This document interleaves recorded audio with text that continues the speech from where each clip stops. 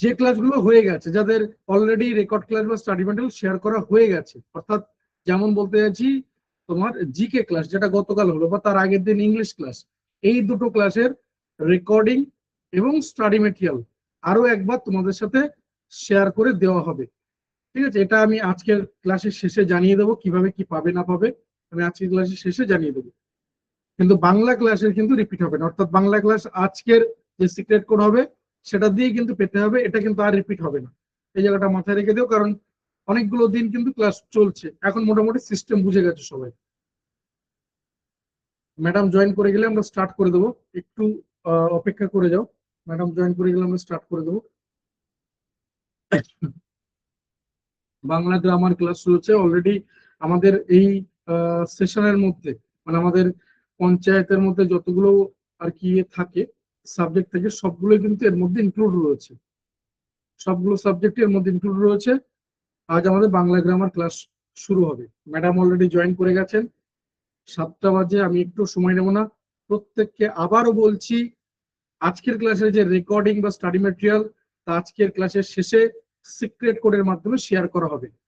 কিন্তু বিগত ক্লাসের, অর্থাৎ বিগত ক্লাস বলতে বিগত মাত্র দুটো ক্লাসের কথাই বলছি, এক জিকে ক্লাস আর 2 নম্বর হচ্ছে তোমার ইংলিশ ক্লাস। এই দুটো ক্লাসের রেকর্ডিং বা স্টাডি ম্যাটেরিয়াল কোনো কারণে মিস করে গেছো, তাদের জন্য আরেকবার রিপিট করে দেওয়া হবে। এই রিপিট কিভাবে হবে না হবে আমি আজকের ক্লাসের শেষে জানিয়ে দেবো। আপাতত ক্লাসটা শুরু হোক।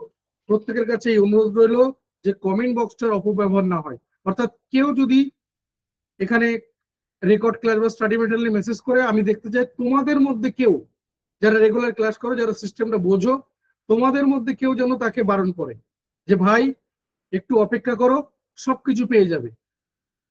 আমি দেখতে চাই যে আজকে তোমাদের মধ্যে থেকে কেউ এই লিডারশিপ কোয়ালিটিটা দেখাচ্ছে, যে কোনো রকম মেসেজ করে ডিস্টার্ব করবে না, ক্লাসটাকে ডিস্টার্ব করবে না। যদি মনে হচ্ছে ক্লাস তোমার ভালো লাগছে না তুমি বেরিয়ে যাও, কিন্তু ক্লাসে অপ্রয়োজনীয় মেসেজ করবে না। আমি চাই তোমাদের মধ্যে থেকে অন্তত একজন দুজন উঠে আসুক, যারা এই কথাগুলো বলছে। ক্লাসটা যেন একদম সুন্দর পরিবেশে হয়, ক্লাসের জন্য স্বাস্থ্যকর একটা ব্যাপার থাকে, এই ব্যাপারটা সবার কাছে রিকোয়েস্ট হলো। বিশেষ করে যারা প্রতিদিন ক্লাসটা করছো, সিস্টেমটা বুঝতে পারছো, তাদের কাছে এই রিকোয়েস্ট হলো অন্তত একজন দুজন এগিয়ে এসো, যে কোনো রকম কমেন্ট বক্সের অপব্যবহারের জন্য না হয়। কারণ তোমরা জানো একটা ছোট্ট স্ক্রিনের মধ্যে তোমরা অনেকেই ক্লাস করছো, মেসেজ করলে সেই স্ক্রিনের উপর দিয়ে মেসেজগুলো চলে আসছে। তাই এটা তোমাদের কয়েকজনের কাছে আমি রিকোয়েস্ট করে রাখলাম, যারা রেগুলার ক্লাস করছো, যারা সিস্টেমটা বোঝো, তারা অন্তত 2-1জন উদ্যোগী হয়ে অন্তত ক্লাসের মধ্যে বলবে, কমেন্ট বক্সে মেসেজ করে বলবে যে কোনো রকম অপ্রয়োজনীয় মেসেজ করবে না, ক্লাসের ভ্যালু না পেলে বেরিয়ে যাবে, কিন্তু কোনো রকম অপ্রয়োজনীয় মেসেজ করবে না। এটা আমি দেখতে চাই তোমাদের থেকে কেউ না কেউ মেসেজ করছে, যেন আমাকে আর না করতে হয়, তোমাদের থেকে কেউ যেন অন্তত বলে। অপেক্ষা করো, আমি সবকিছু শেয়ার করে দেবো ম্যাডামের ক্লাসের শেষে। আপাতত ম্যাডামের ক্লাসটা শুরু হয়ে যাক। গুড ইভিনিং ম্যাডাম, ওয়েলকাম ক্লাসে। দেখুন আপনি শেয়ার করতে পারবেন না আনমিউট করতে পারবেন। Good evening student, good evening sir. Thank you madam.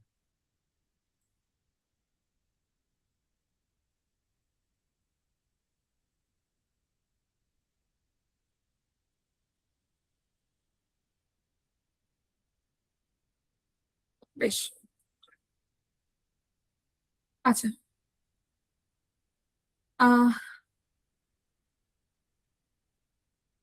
আজকে আমরা ওয়েস্ট বেঙ্গল পঞ্চায়েতের যে বাংলা সিলেবাস সেটা একটু অল্প বিস্তর দেখে নেব, কারণ আমরা অনেকেই জানি না, তোমরা হয়তো এখানে অনেকেই আছো, তোমাদের কাছে এখনো সিলেবাসটা অস্পষ্ট, তার জন্য। এবং তার পরবর্তীকালে আমরা একটা গ্রামার নিয়ে ডিসকাস করবো, আলোচনা করব, এবং তার পরবর্তীকালে সেই গ্রামারের রেসপেক্টে কিছু কোশ্চেন্স আমরা দেখব। যেটা বলার সেটা যে শেষ অবধি থেকো, আশা করি সময়টা নষ্ট হবে না, এখনো পর্যন্ত হয়নি, তো একেবারেই শুরু করছি। হ্যাঁ, সকলেই ঠিকঠাক ভাবে করো, এবং বুঝতে না পারলে আফটার ক্লাস আমাকে জিজ্ঞাসা করবে যে ম্যাম এটা বুঝতে পারিনি, কমেন্ট বক্সে আমি টাইম রাখবো 4 থেকে 5 মিনিট। আর যেটা বলার সেটা হচ্ছে, অবশ্যই তোমরা সবাই ক্লাস করতে বসেছো, হয়তো কারোর মনে হচ্ছে যে আমি অনেকটা বড় হয়ে গেছি, সারাক্ষণ আবার খাতা পেন নিয়ে বসবো, কিন্তু দিনের শেষে আমরা প্রত্যেকেই লার্নার, কোথাও না কোথাও কিছু না কিছু শিখছি, তাই না? তাই আমার কাছে রিকোয়েস্ট যে প্রত্যেকে একটা খাতা পেন নিয়ে বসুন। কেন? কারণ আমি পড়া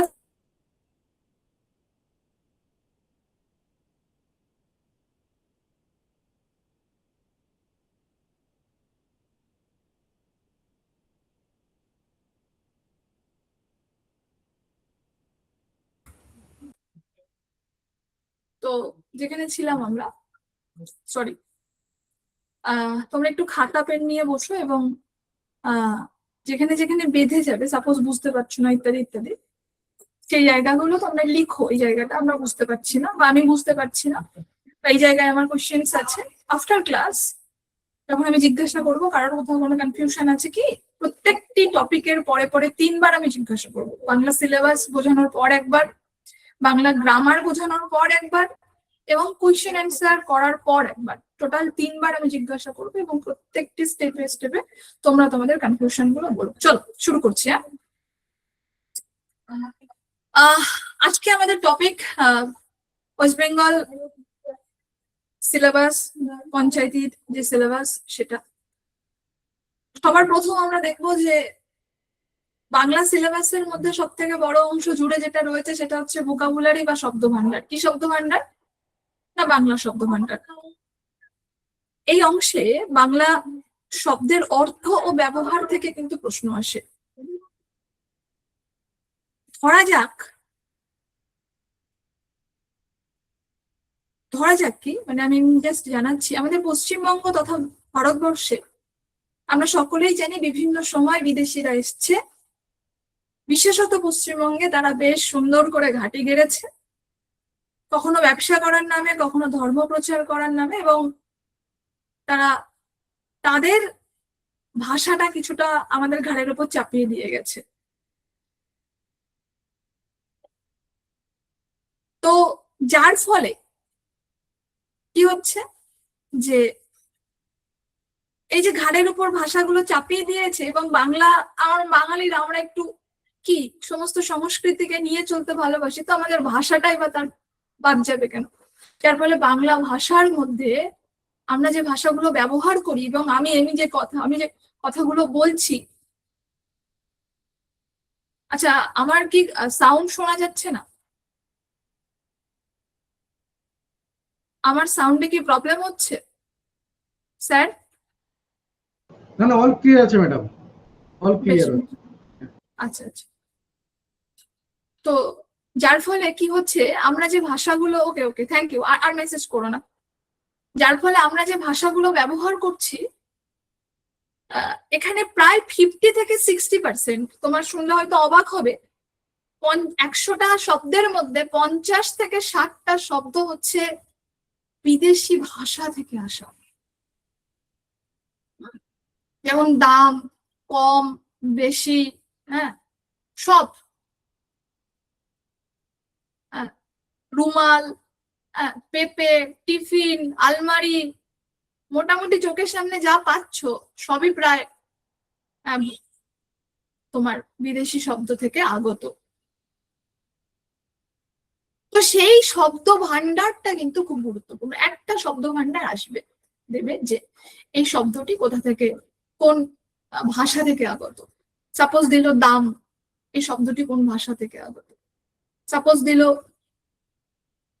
বাগিচা, এই শব্দটি কোথা থেকে আগত।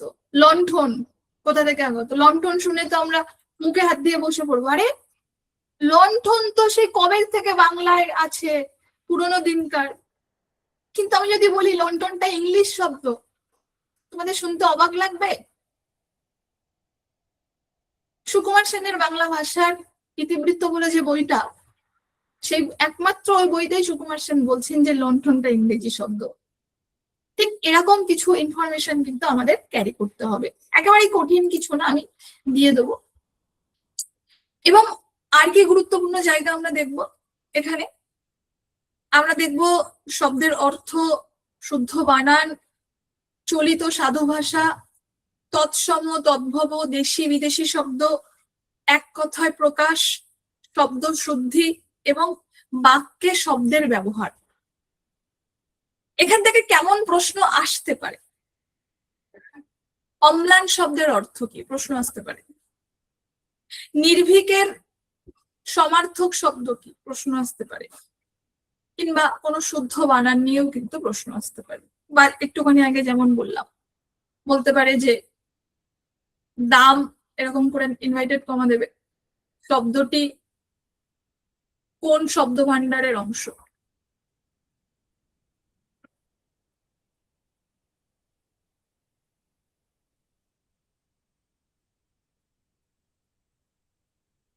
দেখো, সবচেয়ে গুরুত্বপূর্ণ বিষয় এরপরে যেটা আমরা আসবো সেটা হচ্ছে বিশেষ্য। আমি আবারও বলছি, আমাদের কাছে কিন্তু নতুন কিছু নয়, মানে আমি এমন কেউ নই যে তোমাদেরকে নতুন করে কোনো নলেজ ডেলিভার করব, সেই ক্ষমতা আমার নেই বা আমাদের কারণ নেই, তাই না?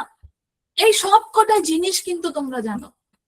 শুধু তোমাদের কাজ কি, তোমরা যেটা জানতে দীর্ঘদিন চর্চার ফলে আবছা হয়ে গেছে, সেই আবছা জিনিসটা তুলে এনে আবার তোমাদের সামনে ধরা, এটাই হচ্ছে আমার কাজ। এবং তোমাদের কাজ কি, সেই পুরনো স্মৃতিটাকে মনে করা আমার পড়ার সঙ্গে সঙ্গে। আমি কখনোই বলবো না মুখস্থ করো, একদিনও বলবো না, গুণাক্ষরেও বলবো না, মুখ দিয়ে কখনোই বেরোবে না মুখস্থ করো। কারণ আমি জানি মুখস্থ বিদ্যা ওই কর্ণের মতন, ওই কর্ণ যেমন আলটিমেট সময়ে তার বিদ্যাটা ভুলে গেছিল, ঠিক মুখস্থ বিদ্যা ওরকম দেখবা ঠিক সময়ে গিয়ে তুমি ভুলে যাবে যখন তোমার দরকার।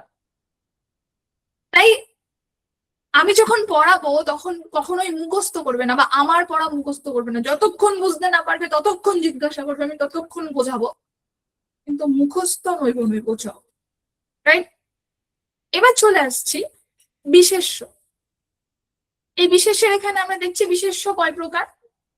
বিশেষ্য তো আমাদের পড়তেই হবে, কিন্তু সেই সঙ্গে জাতিবাচক বিশেষ্য, ব্যক্তিবাচক বিশেষ্য, বস্তুবাচক বিশেষ্য, সমষ্টিবাচক বিশেষ্য, এগুলো কিন্তু এর মধ্যে আমাদের দেখতে হবে। আর কি দেখতে হবে?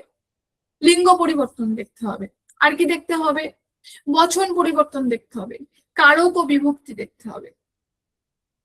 যেমন উদাহরণ হিসাবে আমি বলছি ছেলে, হয়ে যাচ্ছে ছেলেরা, কবি, কবিগণ, ঠিক আছে?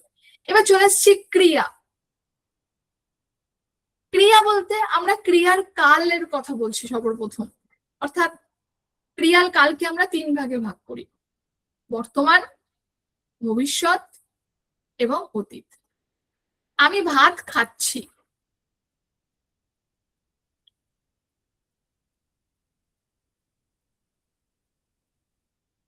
আমি ভাত খেয়েছিলাম,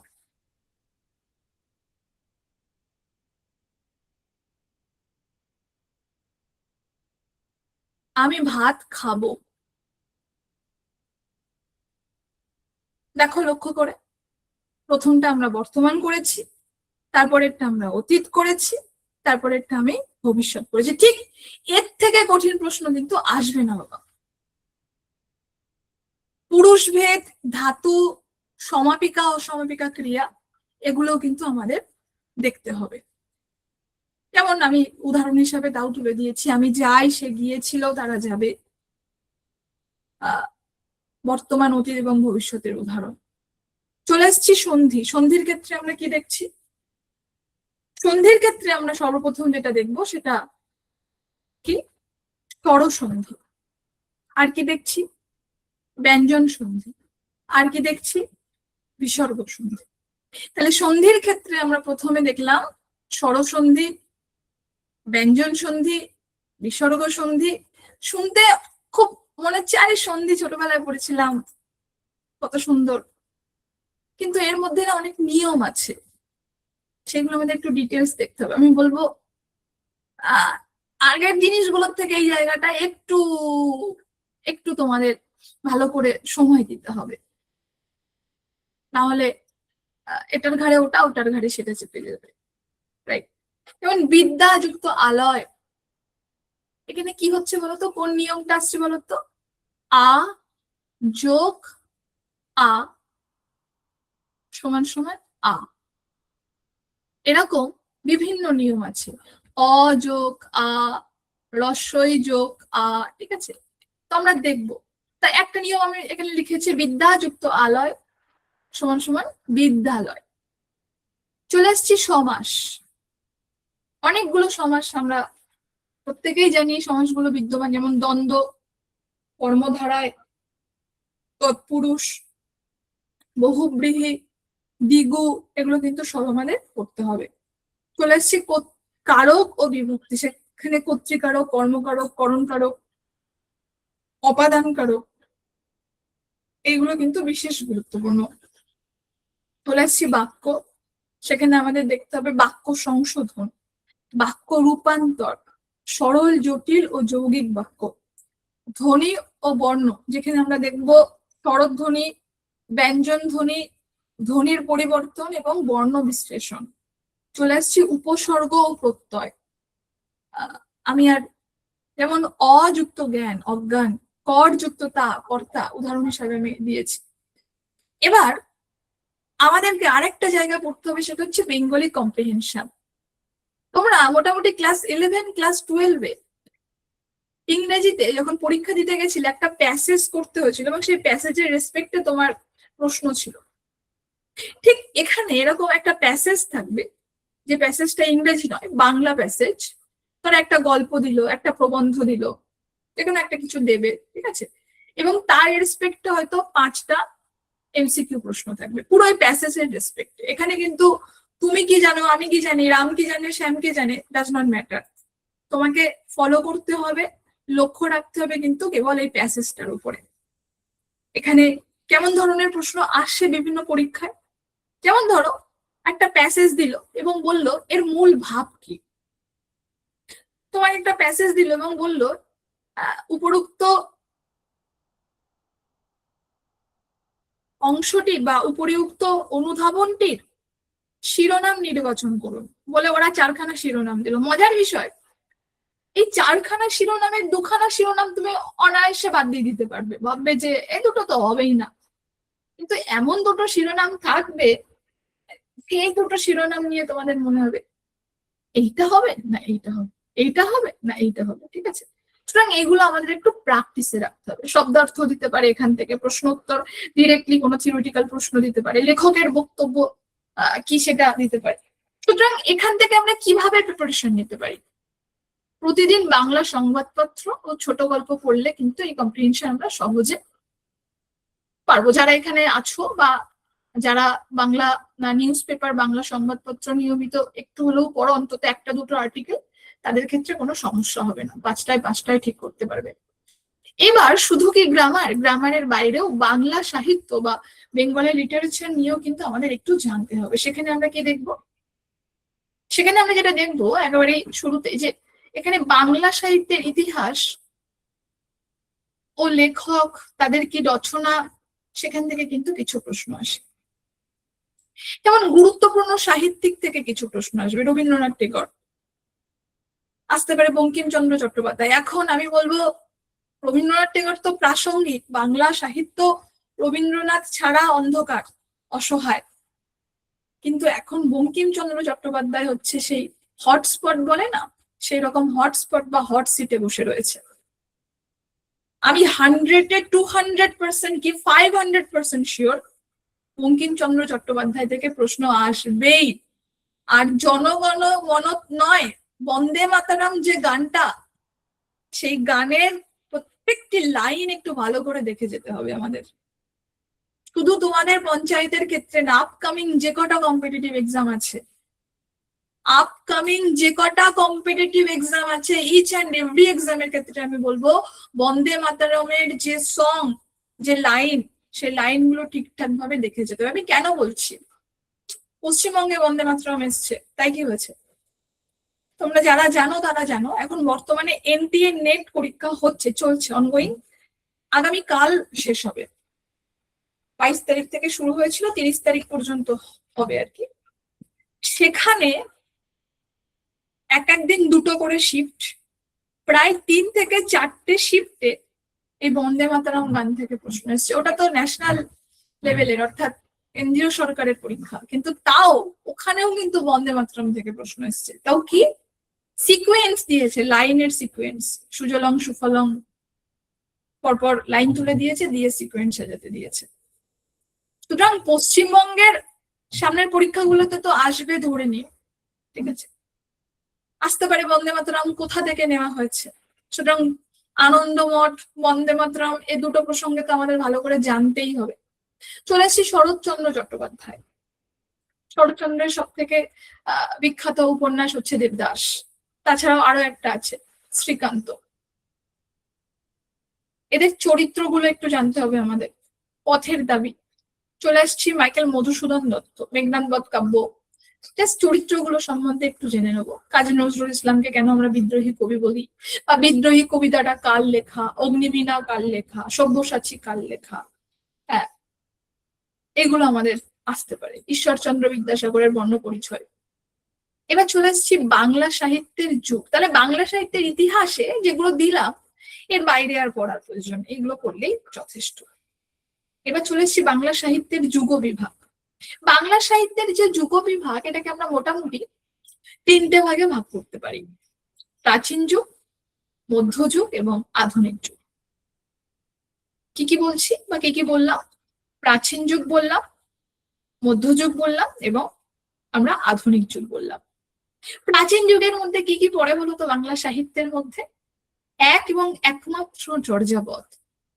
মধ্যযুগের মধ্যে কি কি পড়ছে? সেই শ্রীকৃষ্ণ কীর্তন কাব্য থেকে শুরু হচ্ছে, এদিকে শাক্ত পদগুলি, তারও কিছু পরবর্তীকালে ময়মনসিংহ গীতিকাতে গিয়ে শেষ হচ্ছে। আমরা শুধু নামগুলো জেনে নেব। এবং আধুনিক যুগে তো এই গতকাল যে একটা, ধরো তুমি কবিতা লিখলে, সেই কবিতাটা তুমি কোনো একটা পত্রিকায় ছাপালে, সে দেশ হোক বা কীর্তিবাস হোক, সেটাও আধুনিক যুগের মধ্যে পড়ে যাচ্ছে, ঠিক আছে। এবার চলে আসছি সমার্থক বা বিপরীতার্থক শব্দ, যেটাকে আমরা বলতে পারি সিনোনিমস বা অ্যান্টোনিমস। ইংরেজিতে বলি আমরা, আমি তো ইংরেজি লিখে এনেছি জানো তো, কারণ ওই ভবানী প্রসাদ মজুমদারের একটা কবিতা আছে না, যে জানেন দাদা আমার ছেলের বাংলাটা ঠিক আসে না। আমার গলাটা একটু ভেঙে গেছে আজকে, শরীরটা খুব একটা ভালো নেই, প্লিজ অ্যাডজাস্ট। তো আবার অনেকের আছো আছো তোমরা, যে তোমাদের মনে হতে পারে যে বাংলাটা ঠিক আসে না, ঠিক আছে, সেই জন্য একটু ইংরেজি গুলো সঙ্গে লিখে এনেছি, কারণ আমি পড়াই তো তোমাদের। আমি একটা করে বাংলা বলি এবং বেশ কয়েকজনকে দেখি সেটার ইংরেজি বলতে কমেন্ট বক্সে, ঠিক আছে। সেটা আমার খুব হাস্যকর লাগে যে বাংলা ক্লাসে তার ইংরেজি ট্রান্সলেট করছে। তো সেই জন্য তাদের সুবিধার্থে আমি একটু ইংরেজি লিখে এনেছি, কি আর করা যাবে। হ্যাঁ, তো সমার্থক শব্দ বলতে আমরা কি বুঝছি? ধরো অগ্নি একটা শব্দ, তার সমার্থক শব্দ কি রয়েছে? আমরা সকলেই জানি না, আগুন, অনল, এগুলো অগ্নির সমার্থক, অর্থাৎ সম অর্থ বোঝাচ্ছে। চন্দ্রর সম অর্থবোধক শব্দ কি কি আছে? শশী, ইন্দু, এগুলো। ঠিক তেমনই বিপরীতার্থক শব্দ আছে, যেমন দুঃখর বিপরীত শব্দ সুখ, বা সুখের বিপরীত শব্দ দুঃখ, আলোর বিপরীত শব্দ অন্ধকার। এগুলো আমাদের জানতে হবে। আরেকটা যেটা আমাদের বলা হয়নি বা বলেছে হয়তো প্রথমে, শুদ্ধ বানানটা কিন্তু খুব গুরুত্বপূর্ণ বাবা। শুদ্ধ বানান। যেমন ধরো দিয়ে দিল, আমরা সবাই দুর্গাপুজো নিয়ে খুব মাতোয়ারা, দিয়ে দিল চলো লেখো দুটো শব্দ, যেটা নিয়ে বাঙালির সব থেকে বড় উৎসব, দুর্গা না দুর্গা, কোনটা শুদ্ধ বানান? আরো হয়তো দিল দুর্গা, আরো একটা তো লাগবে, দাঁড়াও কি দেওয়া যায়, এবার বলো কোনটা, ঠিক আছে। তো এরকম একটা প্রশ্ন আসার চান্স আছে। আমি জাস্ট একটা এক্সাম্পল দিলাম, কিন্তু শুদ্ধ বানান কিন্তু একটা আসবেই। এর বাইরে বাগধারা, প্রবাদ প্রবচন তো আছেই। যেমন গুরুত্বপূর্ণ কিছু প্রবাদ, অতি লোভে তাঁতি নষ্ট, যেমন কর্ম তেমন ফল। গুরুত্বপূর্ণ কিছু বাগধারা, চোখে ধুলো দেওয়া, মাথায় হাত পড়া, এগুলো কিন্তু প্রত্যেকটি বিভিন্ন কম্পিটিটিভ পরীক্ষায় আসা প্রিভিয়াস ইয়ারের প্রশ্ন থেকে নেওয়া। এবার চলে আসছি বাংলার ইতিহাস ও সংস্কৃতি। আমাদের একটু অল্প জানতে হবে, যেমন নবজাগরণ সম্বন্ধে একটু অল্প জানতে হবে, ভাষা আন্দোলন সম্বন্ধে একটু অল্প জানতে হবে। এইটা খুব গুরুত্বপূর্ণ, ঠিক আছে। ভাষা আন্দোলন আমরা অনেকেই জানি, আবার অনেকেই জানি না, ঠিক আছে। এবং মজার বিষয়, অনেক বাংলার ছেলে মেয়েরাও ভাষা আন্দোলন সম্বন্ধে জানেন। বাংলা ভাষা আন্দোলন একবার লন্ডনেও হয়েছিল, ঠিক আছে। যদিও বা এটা তোমাদের বিষয় নয়, জাস্ট ভাষা আন্দোলন বলে আমি বললাম। গতবার সিএসসি তেও ইন্টারভিউতে ভাষা আন্দোলন নিয়ে প্রশ্ন হয়েছিল বেশ কয়েকজনের। লোক সংস্কৃতি আমাদের একটু জানতে হবে, অল্প বিস্তর, জাস্ট একটা করে প্যারাগ্রাফ জানলেই চলবে। বাউল সংস্কৃতি সম্বন্ধে একটু জানতে হবে, দুর্গাপুজো সম্বন্ধে একটু জানতে হবে, বাংলা নাটক ও সঙ্গীত সম্বন্ধে একটু জানতে হবে। আচ্ছা, আমি তোমাদেরকে বিভিন্ন কম্পিটিটিভ পরীক্ষার রেফারেন্স দিচ্ছি কেন বলতো? কারণ এই রথী মহারথীরাই কিন্তু তোমাদের, যারা ওই সব জায়গায় থাকে, তারাই কিন্তু তোমাদের প্রশ্ন সেট আপ করবে। সুতরাং তারা আবার নতুন করে বইপত্র এনে প্রশ্ন বোধহয় সেট আপ করবে না, যা জানে সেখান থেকেই করবে। সেই জন্য পূর্ববর্তী কম্পিটিটিভ পরীক্ষা বা পূর্ববর্তী ইন্টারভিউ গুলোতে কেমন কি প্রশ্ন এসছে সেটা একটু আমাদের জেনে নেওয়া প্রয়োজন। এবার চলে আসছে গুরুত্বপূর্ণ যেসব ব্যক্তিত্ব যেসব আছে, যেমন রাজা রামমোহন রায়, চলে আসছি স্বামী বিবেকানন্দ, বেগম রোকেয়া, এটা কিন্তু খুব গুরুত্বপূর্ণ। বাংলায় তাহলে সবচেয়ে গুরুত্বপূর্ণ জায়গা আমাদের যেটা একদম নখদর্পণে রাখতে হবে সেটা হচ্ছে বাংলা ব্যাকরণটা খুব ভালো করে পড়তে হবে। সমার্থক শব্দ, বিপরীতার্থক শব্দ ভালো করে আমরা দেখবো। প্রবাদ প্রবচন আমি একটা লিস্ট দিয়ে দেবো, ঠিক আছে? বাংলা সাহিত্যটা একটু আমাদের এই জায়গাটায় সময় লাগবে, কারণ বাংলা সাহিত্য না একটা সমুদ্রের সমান। আমার যদি ভিডিও অন করা থাকতো তাহলে দেখতে মোটামুটি আমার পুরো ঘর বইতে ভরে গেছে, ঠিক আছে? তবুও বাংলা সাহিত্যের 20% বইও আমার কাছে নেই, ঠিক আছে? তো এরকম একটা সমুদ্রের সমান, সেই সমুদ্র থেকে কয়েকটা নুড়ি পাথর আমাদেরকে কোড়াতে হবে, ঠিক আছে? সবটা তো আমরা তো আর কলেজ সার্ভিস কমিশন দিতে যাচ্ছি না। তো আমরা কয়েকটা নুড়ি পাথর, এবার কোন কোন নুড়ি পাথর কুড়াবো, ঠিক আছে, সেটা আবার একটা প্রশ্নের ব্যাপার। তো সেইটা আমি সিলেক্ট করে দেবো, যেগুলো পড়াবো আশা করি সেখান থেকে প্রশ্ন চলে আসবে। আর কম্প্রিহেনশন যেটা বললাম, তোমরা একটু নিয়মিত, আশা করি তোমরা খবরের কাগজ পড়ো, ঠিক আছে? সেইগুলো তোমরা একটু দেখো, এই পর্যন্ত দেখলেই মোটামুটি চলবে। আমি সিলেবাসটা অনেকটা বেশি এলাবোরেট করেছি, ধ্বনি বর্ণ শব্দতত্ত্ব, ঠিক আছে, এগুলো পরে দেখে নিও, কিন্তু মোটামুটি মেন জায়গা কিন্তু এইটাই পর্যন্ত, ঠিক আছে? যে পর্যন্ত বললাম মেন জায়গা। এইবার বলো, যতটুকু আমি দেখালাম, মোটামুটি সিলেবাসটা এখানেই আমি এন্ড করছি, এবং এই পর্যন্তই। তারপরে বাংলা ব্যাকরণ গুলো আর কি কি পড়তে হবে এক্সট্রা করে সেগুলো দেওয়া খুব একটা প্রয়োজন নেই। আচ্ছা, এই পর্যন্ত কি তোমাদের কারোর কোথাও কোনো কনফিউশন আছে, কোনো প্রশ্ন?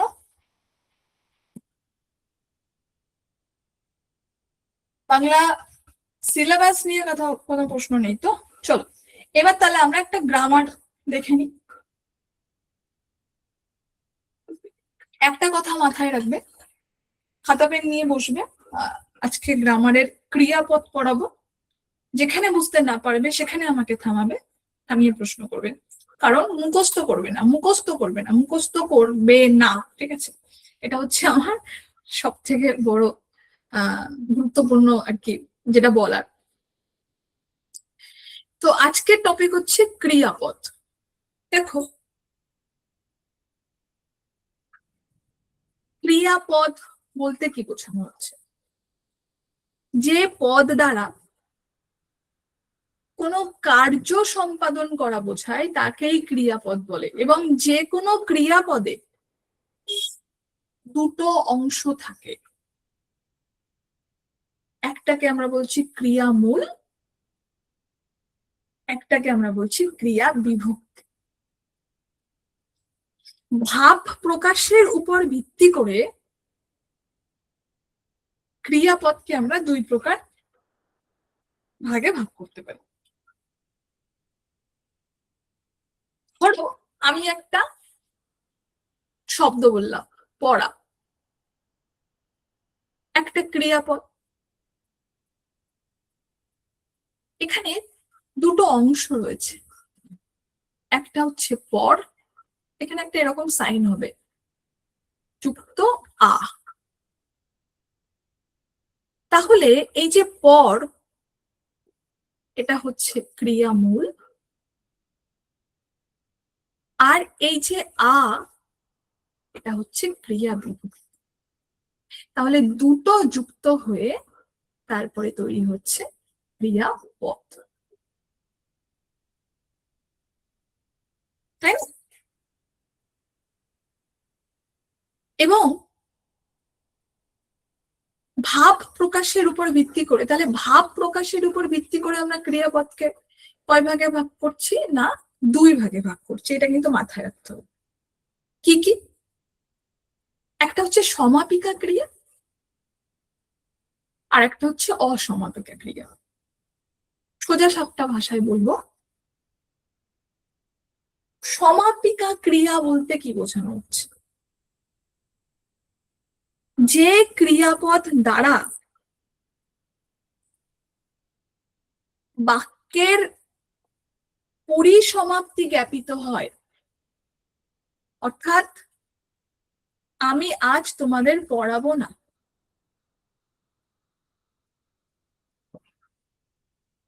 বা আমি আজ তোমাদের পড়াবো, দ্যাট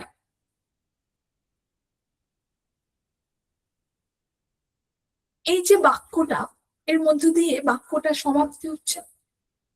ছেলেরা খেলা করছে, করছে শব্দটার মধ্য দিয়ে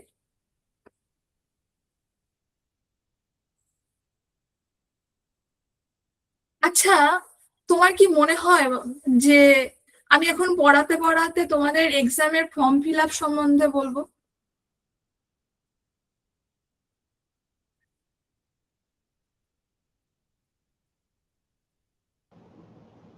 ম্যাডাম, কমেন্ট বক্সটা ইগনোর করুন প্লিজ, দেখবেন না এগুলো।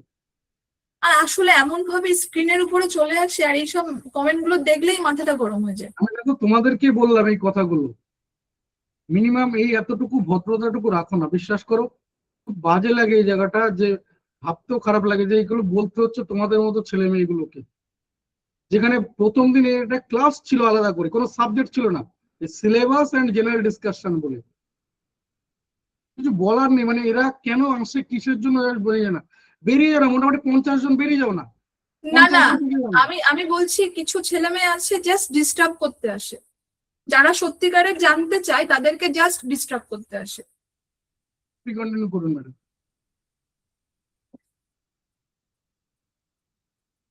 যাই হোক, সেখানে ছিলাম আমরা, যে তাহলে আহ, আমরা ক্রিয়াপদকে তাহলে ভাব প্রকাশের উপর ভিত্তি করে আমরা 2 ভাগে কিন্তু ভাগ করছি। একটাকে আমরা বলছি সমাপিকা ক্রিয়া, একটাকে আমরা বলছি অসমাপিকা ক্রিয়া। সমাপিকা অর্থাৎ এই ক্রিয়াপদ কিন্তু বাক্যের পরিসমাপ্তি ঘটাচ্ছে। ছেলেরা খেলা করছে, এখানে করছে এটাই কিন্তু কাজ করা বোঝাচ্ছে। ক্রিয়াপদ মানে কি? যা যা কোনো কার্য সম্পাদন করা বোঝায়, কাজ করা বোঝায়। তোমরা ক্লাস করছো, এখানে কাজ করা বোঝাচ্ছে কোনটা দিয়ে? করছো দিয়ে। তোমরা ক্লাস করছো, দাঁড়িয়ে, তার মানে করছো শব্দটার মধ্যে দিয়ে বাক্যটা শেষ হচ্ছে তো, এবং বাক্যটা একটা যথাযথ অর্থ প্রদান করছে। এই ধরনের ক্রিয়াপদকে আমরা বলছি সমাপিকা ক্রিয়া। এবছর বন্যায় ফসলের ক্ষতি হয়েছে, হয়েছে কাজ করা বোঝাচ্ছে, এবং হয়েছে শব্দের মধ্য দিয়ে আমরা দেখছি এই বাক্যটা পরিসমাপ্তি ঘটছে। তা যেহেতু এই শব্দগুলোর মধ্য দিয়ে বাক্যটি বা বাক্যগুলি পরিসমাপ্তি ঘটছে, সুতরাং এইগুলোকে আমরা বলতে পারি সমাপিকা ক্রিয়া। মাথায় রাখতে হবে। তাহলে সবার প্রথম আমাদের যেটা কাজ, আইডেন্টিফাই করা কি না ক্রিয়াপদ কোনটা। তারপর দেখতে হবে যে ক্রিয়াপদটা দিয়ে কি বাক্যটা শেষ হচ্ছে। আচ্ছা, ক্রিয়াপদ দিয়ে বাক্য শেষ হচ্ছে, কিন্তু এটা কি অর্থ বোঝাচ্ছে নাকি আদা খামছা? যদি অর্থটা সম্পূর্ণ বোঝায় তাহলে বাবা এটা সমাপিকা ক্রিয়া। অসমাপিকা ক্রিয়া কি? যে ক্রিয়াপদ দ্বারা, যে ক্রিয়াপদ দ্বারা বাক্যের পরিসমাপ্তি ঘটে না, বরং বক্তার কথা অসম্পূর্ণ থেকে যায়।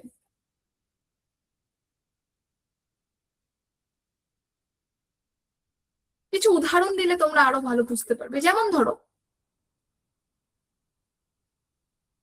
প্রভাতে সূর্য উঠলে, তারপরে কি? সূর্য উঠলে কি? প্রভাতে সূর্য উঠলে কি জানি আমরা? জানি না তো। সুতরাং এটা অসমাপিকা ক্রিয়া। তোমাকে যদি কেউ বলে কাল স্কুলে গেলে, বা কাল অফিস গেলে, বা কাল কলেজ গেলে, বা কাল ইউনিভার্সিটি গেলে, তারপরে কি?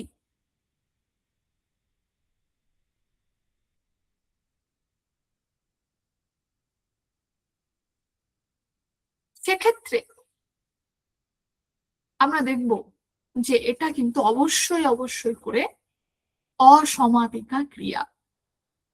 আমরা হাত মুখ ধুয়ে পর কি জানি না তো, কার্য কিন্তু শেষ হচ্ছে না, সেন্টেন্স কিন্তু ইনকমপ্লিট আছে কোথাও গিয়ে একটা। আমরা বিকেলে খেলতে, সেন্টেন্স ইনকমপ্লিট। প্রত্যেকটি শব্দ যেগুলো দিয়ে একটা ইনকমপ্লিট সেন্টেন্স শেষ হচ্ছে, এবং সেটা যদি কাজ করা বোঝায়, যেমন আমরা বিকেলে খেলতে, খেলতে কাজ করা বোঝাচ্ছে, এটা ক্রিয়াপদ, কিন্তু এটা দিয়ে শব্দটার, খেলতে শব্দের মানে আমরা খুব বুঝতে পারছি, কিন্তু বাক্যটার মানে কি আমরা বুঝতে পারছি? তারপরে কি একটা অসম্পূর্ণ বাক্য। সেই জন্য এটাকে আমরা বলছি অসমাপিকা ক্রিয়া। অসমাপিকা ক্রিয়া। এবার চলে আসছি যে এই যে অসমাপিকা ক্রিয়া, এখানে বাক্যে 3 প্রকার কর্তা দেখা যায়। বাক্যে 3 প্রকার কর্তা দেখা যায়। একটা হচ্ছে এক কর্তা। এখন আমি কোনো প্রশ্নের উত্তর দেবো না, কেন বলতো? কারণ একদম শুরুতে আমি ইনস্ট্রাকশন দিয়ে দিয়েছি যে কখন কখন আমি কনফিউশন ক্লিয়ার করব। তাহলে অসমাপিকা ক্রিয়াঘটিত বাক্যে আমরা দেখছি যে 3 প্রকার কর্তা দেখতে পাচ্ছি। একটাকে আমরা বলছি এক কর্তা, একটাকে আমরা বলছি অসমান কর্তা, একটাকে আমরা বলছি শর্তাধীন কর্তা। তাহলে এই 3টা আমাদের মাথায় থাকবে তো, এক কর্তা, অসমান কর্তা এবং শর্তাধীন কর্তা। তারপরে আরো আছে নিরপেক্ষ কর্তা। তো এই যে এক কর্তা বলতে কি বোঝানো হচ্ছে? যেখানে ধরো তোমার বাড়ি বা আমার বাড়ি, যাদের বাড়িতে কর্তা একজন থাকে, যে বাবা, তার সেই হচ্ছে বাড়ির কর্তা, তার কথা শুনে সবাই চলে। আবার কোনো কোনো বাড়িতে বাবা এবং মা দুজনের ডিসিশনই কিন্তু সমান গুরুত্বপূর্ণ। সেক্ষেত্রে কিন্তু আবার কি অসমান কর্তা। তাই এটার ক্ষেত্রেও কিন্তু তার অন্যথা নয়। অর্থাৎ ধরো কোনো বাক্য, সেই বাক্যস্থিত সমাপিকা ও অসমাপিকা ক্রিয়ার কর্তা এক বা অভিন্ন হতে পারে। যেমন ধরো, তুমি চাকরি পেলে আর কি দেশে আসবে? ধরো এখানে একটাই কর্তা, লক্ষ্য করে দেখো, তুমি। এখানে দুটো ক্রিয়াপদ আছে, কি বলতো? একটা হচ্ছে পেলে, আর একটা হচ্ছে আসবে। তুমি পেলের এখানে এসে থেমে যাও, তুমি চাকরি পেলে, আমি শুধু কেবল এই পর্যন্ত বললাম যে তুমি চাকরি পেলে, সেন্টেন্স কমপ্লিট হচ্ছে? হচ্ছে না তো, তাই না? কোনো অর্থ প্রদান করছে না সেই অর্থে। সেই জন্য পেলেটাকে আমরা বলছি এক কর্তার অসমাপিকা ক্রিয়া। এইবার পরের অংশটা আমরা পড়ি, আর কি দেশে আসবে, অর্থাৎ এইবার অর্থটা সম্পূর্ণ হয়েছে। তাহলে পরের যে অংশটা আসবে, কি আসবে না, আর কি দেশে আসবে, এই আসবে শব্দের মধ্য দিয়ে কিন্তু পুরো বাক্যটার একটা সমাপ্তি ঘটেছে। ঠিক সেই জন্য আসবেটাকে আমরা বলছি কি সমাপিকা ক্রিয়া। এবং যেহেতু উভয় ক্রিয়া পেলে এবং আসবে, একটা অসমাপিকা একটা সমাপিকা, তার কর্তা তুমি, সেহেতু এটাকে আমরা বলছি এক কর্তা।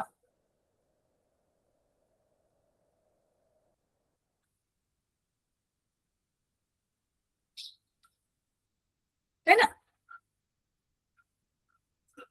এইবার চলে এসছে অসমান কর্তা। অসমান কর্তা বলতে কি বোঝানো হচ্ছে?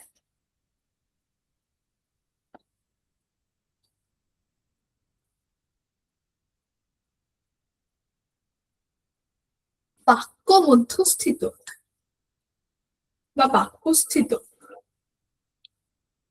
সমাপিকা ও অসমাপিকা ক্রিয়ার কর্তা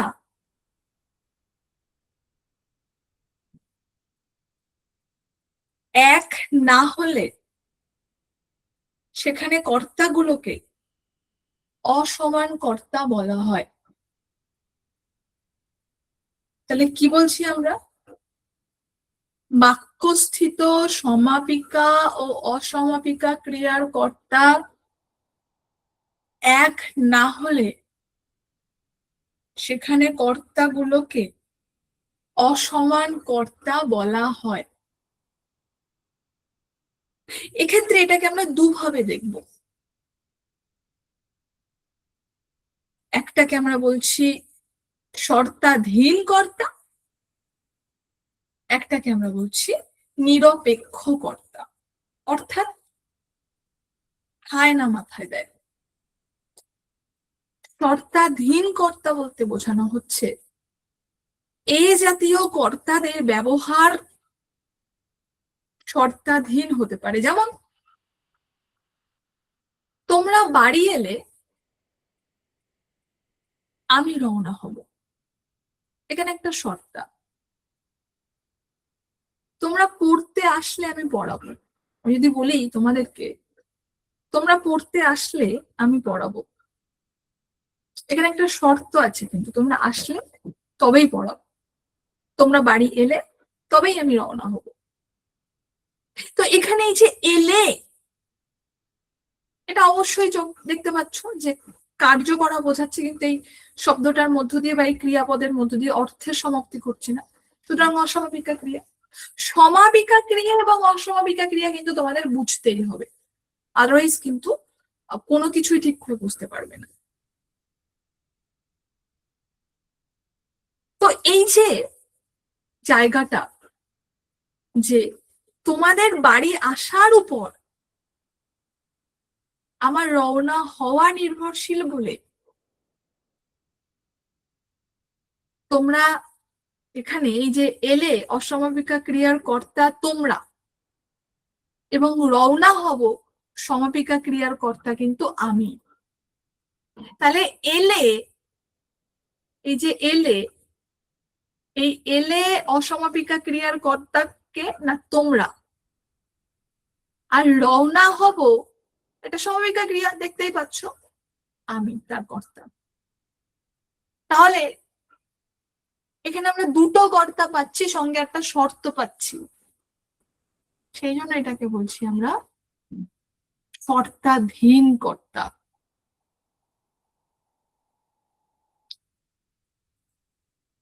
শর্তাধীন কর্তা। এবার চলে আসছি নিরপেক্ষ কর্তা। নিরপেক্ষ কর্তা বলতে কি বোঝানো হচ্ছে? ধরো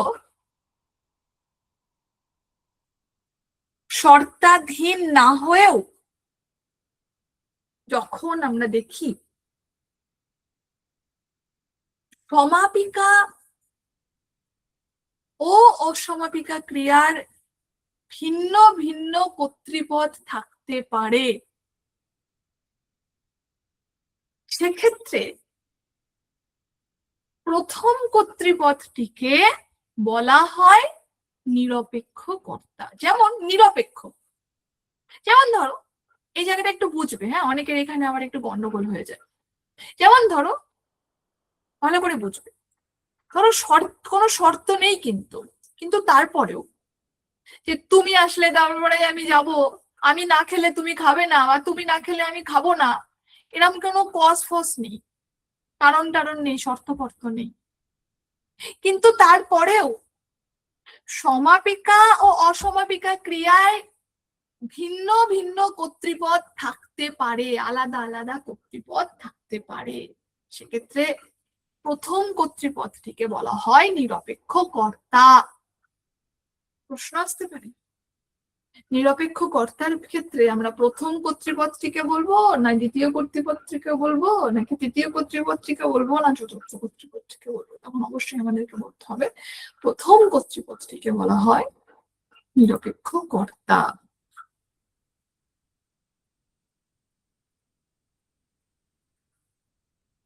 যেমন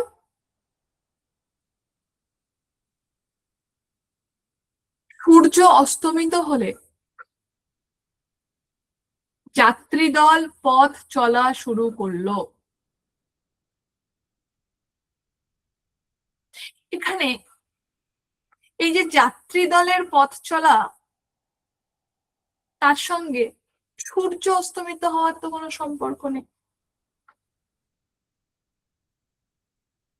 সুতরাং সূর্য কিন্তু এখানে নিরপেক্ষ কর্তা।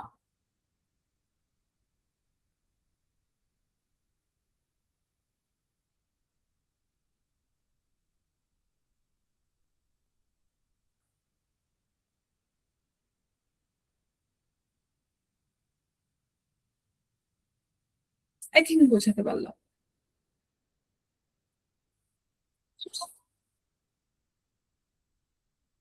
আমি বললাম যে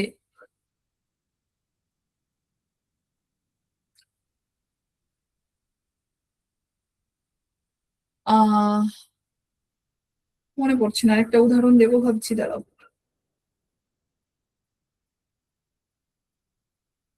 আহ ধরো আমি বললাম, অ্যাকচুয়ালি আমার তো এরকম স্ক্রিপ্টেড থাকে না। আহ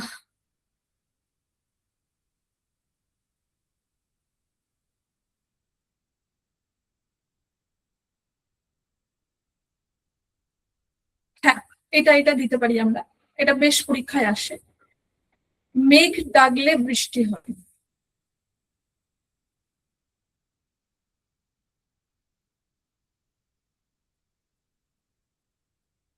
এখানে যারা এখানে সায়েন্স ব্যাকগ্রাউন্ডে তারা জানো যে বৃষ্টি হওয়ার সঙ্গে কিন্তু মেঘ ডাকার কোনো সম্পর্ক নেই, তাই না? সুতরাং এই যে মেঘ ডাকলে, ডাকাটা অস্বাভাবিকা ক্রিয়া, ডাকলেটা হয়টা সমাপিকা ক্রিয়া। তো অসমাপিকা ক্রিয়ার যে কর্তা মেঘ, মেঘ হচ্ছে এখানে নিরপেক্ষ কর্তা।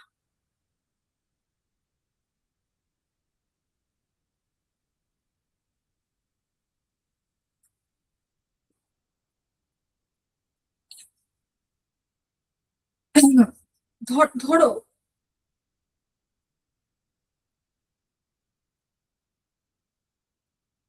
আর উদাহরণ প্রয়োজন নেই, ঠিক আছে, এটা আশা করি বোঝা গেল, আর আমার মাথা থেকে বেরোচ্ছে না এক্ষুনি উদাহরণ। এবার চলে এসেছি ক্রিয়াপদের প্রকারভেদ, অন্যান্য কিছু প্রকারভেদ। দেখো,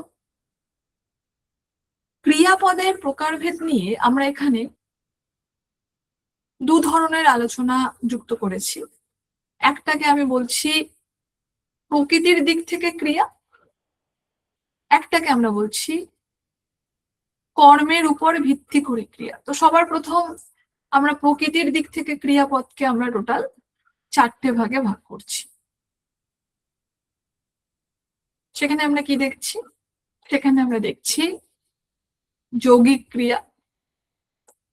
সবার প্রথম যৌগিক ক্রিয়া বলতে আমরা কি বুঝছি? প্রায়শই প্রশ্ন আসে, অসমাপিকা ক্রিয়াপদের সাথে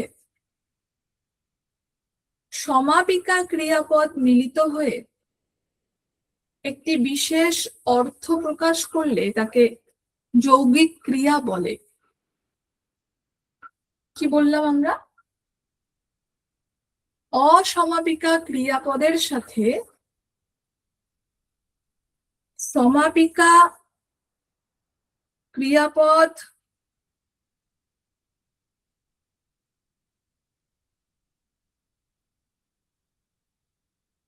মিলিত হয়ে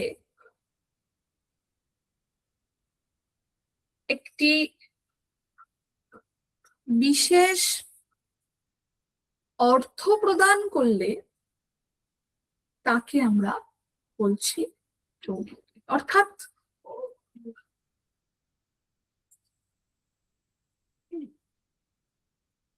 একটি অসমাপিকা ক্রিয়া যুক্ত একটি সমাপিকা ক্রিয়া সমান সমান যৌগিক ক্রিয়া। শুধু এইটা আমরা মাথায় রাখবো। যেমন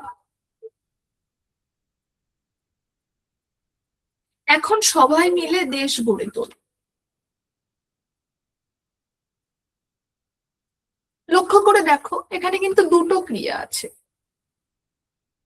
মিলে একটা, তোল একটা। মিলে হচ্ছে অসমাপিকা ক্রিয়া, তোল হচ্ছে সমাপিকা ক্রিয়া। দুটো একসাথে হচ্ছে যৌগিক ক্রিয়া। তো এই যৌগিক ক্রিয়াকে আমরা বিভিন্ন অর্থে দেখি, যদিও এগুলো তোমাদের ক্ষেত্রে খুব একটা গুরুত্বপূর্ণ না, তবু আমি দিয়ে দিয়েছি। তাগিদ দেওয়া অর্থে, নিয়ন্ত্রণতা অর্থে, হ্যাঁ, এইদিকে কার্য সমাপ্তি অর্থে, আকস্মিকতা অর্থে, অভ্যস্ততা অর্থে। ধরো যেমন সাইরেন বেজে উঠল, তো আমি যেখানে যেখানে সাইরেন বাজে সেখানে আমরা দেখছি যে বা দেখি যে প্রত্যেকটি একটা সিস্টেমেটিক ওয়েতে সাইরেন বাজে। কোথাও দেখা গেল সকাল 6টার সময়, বিশেষত জেলখানাগুলোতে। হ্যাঁ, আমার বাড়ির খুব কাছে জেলখানা, মানে জেলখানা আর কি, সাব ডিভিশনাল জেল খুব কাছে, মানে একেবারে ঢিল ছোড়া দূরত্বে। ফলত আমি দেখি সকাল 6টার সময় একটা সাইরেন বাজছে, দুপুর বেলার দিকে একটা সাইরেন বাজছে, বিকাল 5টা 4 দিকে একটা বাজছে, রাত 9টা 10টার দিকে এরকম করে একটা বাজে, ঠিক আছে, সাঁই করে শব্দ হয়। ঠিক আছে, তো এই যে সাইরেনটা, এটা তো একটা সিস্টেমেটিক ওয়েতে হচ্ছে, অভ্যস্ততা হচ্ছে, তাই না? অনুমোদন অর্থে এখন যেতে পারো, অনুমোদন করা বোঝাচ্ছে। এবার চলে আসছি প্রযোজক ক্রিয়া। এই প্রযোজক শব্দটা না আমাদের সঙ্গে প্রায় আমরা এই প্রযোজক শব্দের সাথে পরিচিত। আমরা যদি কেউ ব্যাকরণ না জানি, না বুঝি, তাও প্রযোজক শব্দটা আমরা বুঝবো। কারণ আমরা মোটামুটি এখানে যারা আছো, মোটামুটি তোমরা সিনেমা টিনেমা দেখো, তোমরা জানো যে প্রযোজক অমুক, প্রযোজক তমুক, অমুক প্রযোজনা সংস্থা, তমুক প্রযোজনা সংস্থা। সেই প্রযোজক কনসেপ্টটা যদি আমরা একটু মাথায় রাখি, তাহলে এটা আরো সহজ হয়ে যাবে ব্যাপারটা। অর্থাৎ যে ক্রিয়া নিজে কাজ না করে অন্যকে দিয়ে কাজ সম্পন্ন করায় তাকে প্রযোজক ক্রিয়া বলে। যে ক্রিয়া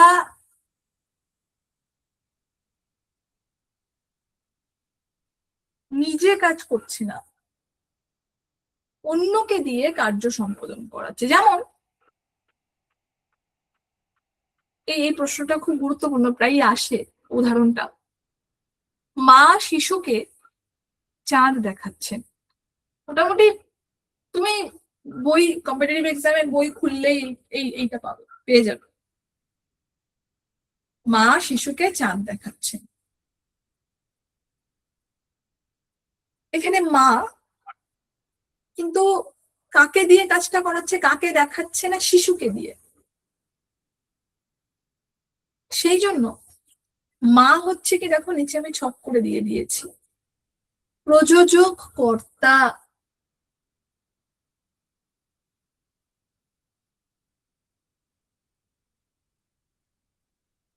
শিশুকে যেহেতু দেখাচ্ছে, কাজটা যেহেতু শিশু করছে, শিশুর ক্ষেত্রে প্রযোজ্য হচ্ছে কাজটা।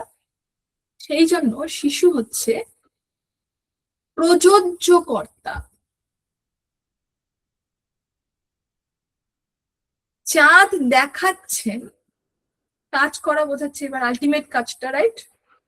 দ্যাটস ওয়াই চাঁদ দেখাচ্ছেন এটা হচ্ছে প্রযোজক ক্রিয়া। তো এক্ষেত্রে আমরা দুটো জিনিস দেখলাম না, প্রযোজক কর্তা আর প্রযোজ্য কর্তা। তাহলে প্রযোজক কর্তা কি কি বুঝলাম এতক্ষণে আমরা? যে ক্রিয়া প্রযোজনা করে তাকে প্রযোজক কর্তা বলে, যে ক্রিয়া প্রযোজনা করে তাকে প্রযোজক কর্তা বলে, যাকে দিয়ে ক্রিয়াটি অনুষ্ঠিত হয়, যে কাজটা করছে তাকে প্রযোজ্য কর্তা বলে। সাপুড়ে সাপ খেলায়, তাহলে সাপুড়ে কিন্তু কাজটা কাকে দিয়ে করাচ্ছে? সাপকে দিয়ে করাচ্ছে। সে কিন্তু নাচানাচি করছে না, সে শুধু বিন বাজাচ্ছে, খেলছে কিন্তু সাপ। সেই জন্য এখানে প্রযোজক কর্তা হচ্ছে সাপুড়ে, প্রযোজ্য কর্তা হচ্ছে সাপ।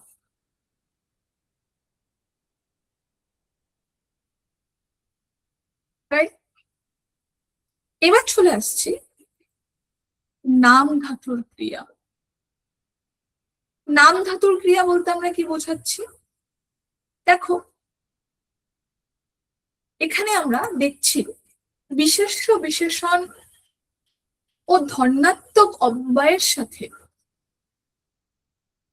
বিশেষ্য যদিও এটা এখনো তোমাদের হয়নি, ভবিষ্যতে পড়াবো বিশেষ্য বিশেষণ ধনাত্মক অব্যয় কি। তাহলে কি দেখছি আমরা? বিশেষ্য বিশেষণ ও ধনাত্মক অব্যয়ের সাথে আ যুক্ত করলে নাম ধাতু পাওয়া যায়। নাম ধাতুর সাথে ক্রিয়া বিভক্তি যুক্ত হয়ে যে ক্রিয়াপদ গঠন করা হয় তাকে নাম ধাতুর ক্রিয়া বলে। যেমন বেত একটা ধাতু, তার সঙ্গে বিভক্তি আ, বেতা। বেতা যুক্ত ছে, বেতাচ্ছে। শন শন যুক্ত ছে, শন শোনাচ্ছে। তাহলে এখানে কিন্তু আমরা তিনটে অব্যয় দেখছি, বিশেষ্য বিশেষণ এবং এদিকে অব্যয়ের ক্ষেত্রে আমরা ধনাত্মক দেখছি। প্রত্যেকটি কিন্তু নাম ধাতুজ ক্রিয়া। চলে আসছি মিশ্র ক্রিয়া, অর্থাৎ বিশেষ্য বিশেষণ বা ধনাত্মক অব্যয়ের সাথে অন্য কোনো ক্রিয়াপদ যুক্ত হলে কি কি দেখছি আর একবার ভালো করে দেখে নেই। বিশেষ্য বিশেষণ বা ধনাত্মক অব্যয়ের সাথে অন্য কোনো ক্রিয়াপদ যুক্ত হলে যে ক্রিয়াপদ গঠিত হয়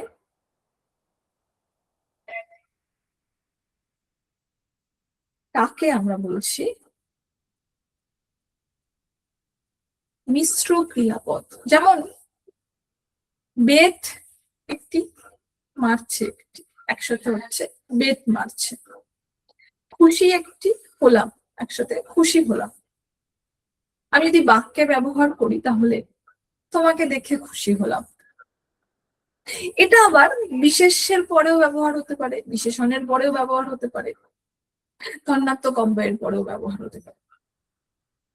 বিশেষ্য বিশেষণ ধনাত্মক অব্যয় আমরা আগামীতে জানবো। এই মুহূর্তে এই জায়গাটাতে যেতে গেলে মোটামুটি পুরো ক্লাসটা মোটামুটি এদিক ওদিক হয়ে যাবে। ধরো বিশেষ্য বলতে তোমরা একটুখানি একটু জেনে রাখো যে কোনো কিছুর কোনো নাম বোঝাচ্ছে, কোনো জায়গার নাম, কোনো ব্যক্তির নাম, কোনো স্ট্যাচুর নাম, কোনো স্মৃতি স্তম্ভের নাম, সেটাকে আমরা বিশেষ্য বলছি। মানে খুব গুরুত্বপূর্ণ, ঠিক আছে, যেটা আর কি সংজ্ঞাবাচক বিশেষ্য।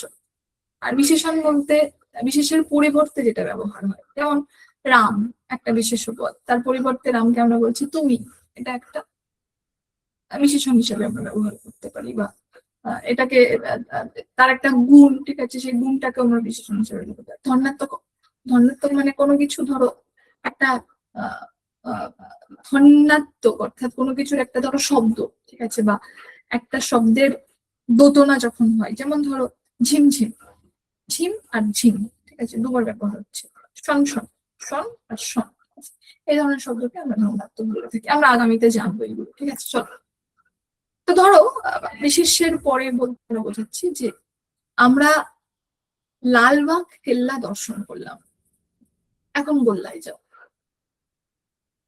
মিশ্র ক্রিয়া কিন্তু এখানে ব্যবহার হচ্ছে। তোমাকে দেখে বিশেষ প্রীত হলাম, বিশেষণের পরে ব্যবহার করা হয়েছে, মিশ্র ক্রিয়া কিন্তু এখানে ব্যবহার হয়েছে। শরীর ঝিমঝিম করছে, শনশন করে বাতাস বইছে, প্রত্যেকটি কিন্তু ধ্বন্যাত্মক অব্যয়ের পরে ব্যবহৃত হয়েছে এবং মিশ্র ক্রিয়া ব্যবহার হয়েছে। এবার চলে আসছি আমরা, তাহলে আগেরটা আমরা কিসের উপর ভিত্তি করে দেখলাম না, আগেরটা আমরা দেখলাম পুরোটা এতক্ষণ যা প্রকৃতির দিক থেকে ক্রিয়াপদ। এখানে আমরা দেখেছিলাম ক্রিয়াপদকে আমরা কর্মের দিক থেকে এক ভাগে দেখছি এবং প্রকৃতির দিক থেকে এক ভাগে দেখছি। তো কর্মের দিক থেকে আমরা কি দেখছি, আরো 3টে ভাগে ভাগ করা হচ্ছে ক্রিয়াপদকে। কি কি?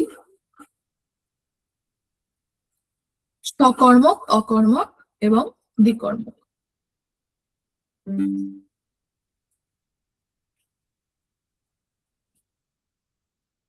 সকর্মক ক্রিয়া বলতে কাকে বোঝানো হচ্ছে? যে ক্রিয়ার কর্মপদ আছে, যেমন সে বল খেলে, এখানে বল কিন্তু কর্মপদ, তাকে আমরা সকর্মক ক্রিয়া বলছি। আমি আরো সহজ করে বলবো, ক্রিয়াকে তুমি কি দিয়ে প্রশ্ন করলে যে উত্তরটা পাবে, যদি উত্তর পাও তাহলে সেটা, তার মানে তার কর্মপদ আছে, সুতরাং সেটা সকর্মক ক্রিয়া। সে কি খেলে? বল খেলে। মা শিশুকে দেখাচ্ছেন, কাকে দিয়ে প্রশ্ন করো, কি কাকে দেখাচ্ছেন? না, শিশুকে দেখাচ্ছেন, সুতরাং শিশুকে কিন্তু এখানে কর্মপদ হিসেবে আমরা ব্যবহার করছি। শিশুকে, শিশু কিন্তু কাজটা করছে, শিশু কিন্তু কাজটা করছে, রাইট? ঠিক তেমন ভাবে অকর্মক ক্রিয়া, অর্থাৎ যে ক্রিয়ার কর্মপদ নেই, যেমন আমরা রোজ বেরোই, কি বেরোই, কি বেরোই, উত্তর পাবে না তো, সুতরাং এটা কিন্তু অকর্মক ক্রিয়া। আমি চোখে দেখি নে, কি দেখি নে, কি দেখি নে, পাবে না উত্তর, সুতরাং এটা কিন্তু অকর্মক ক্রিয়া, অর্থাৎ এখানে কিন্তু ক্রিয়াপদ নেই। চলে আসছি দ্বিকর্মক ক্রিয়া। দ্বিকর্মক ক্রিয়া বলতে কাকে বোঝানো হচ্ছে? যে ক্রিয়ার দুটো কর্মপদ আছে, যেমন আমি তাকে একটি গল্প বলবো,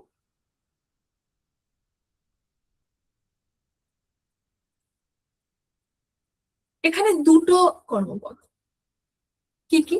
তাকে একটি কর্মপদ, গল্প একটি কর্মপদ, তাই না?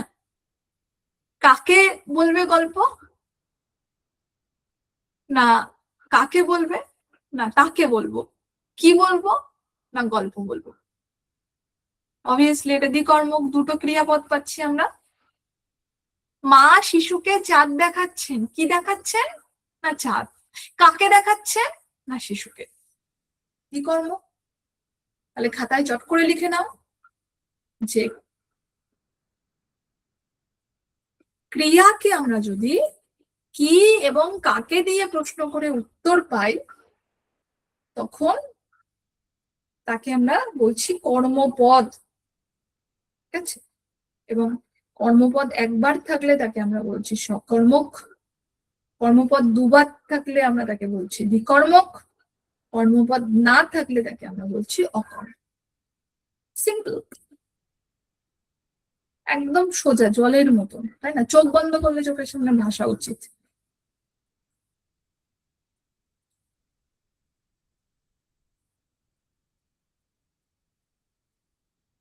এবার চলে আসছি ক্রিয়ার কর্ম। ক্রিয়ার কর্মকে আমরা আরো তিন ভাগে ভাগ করি। কি কি? মুখ্য কর্ম, গৌণ কর্ম আর সমধাতুজ কর্ম। এখানে একটু টুইস্ট আছে, মুখ্য কর্ম আর গৌণ কর্মে অনেক সময় না আমাদের গুলিয়ে যেতে পারে, তাই এই জায়গাটা একটু ভালো করে বুঝে নেয়। মুখ্য কর্ম বলতে কি বোঝানো হয়? কোন বাক্যের বস্তুবাচক কর্মটিকে, যার প্রাণ নেই, বস্তুবাচক মানে কি? যার প্রাণ নেই। তাহলে কোন বাক্যের বস্তুবাচক কর্মটিকে কিন্তু আমরা বলছি কি না মুখ্য কর্ম। যেমন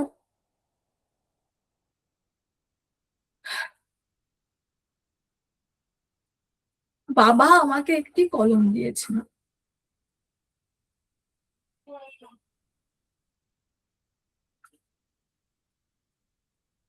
এখানে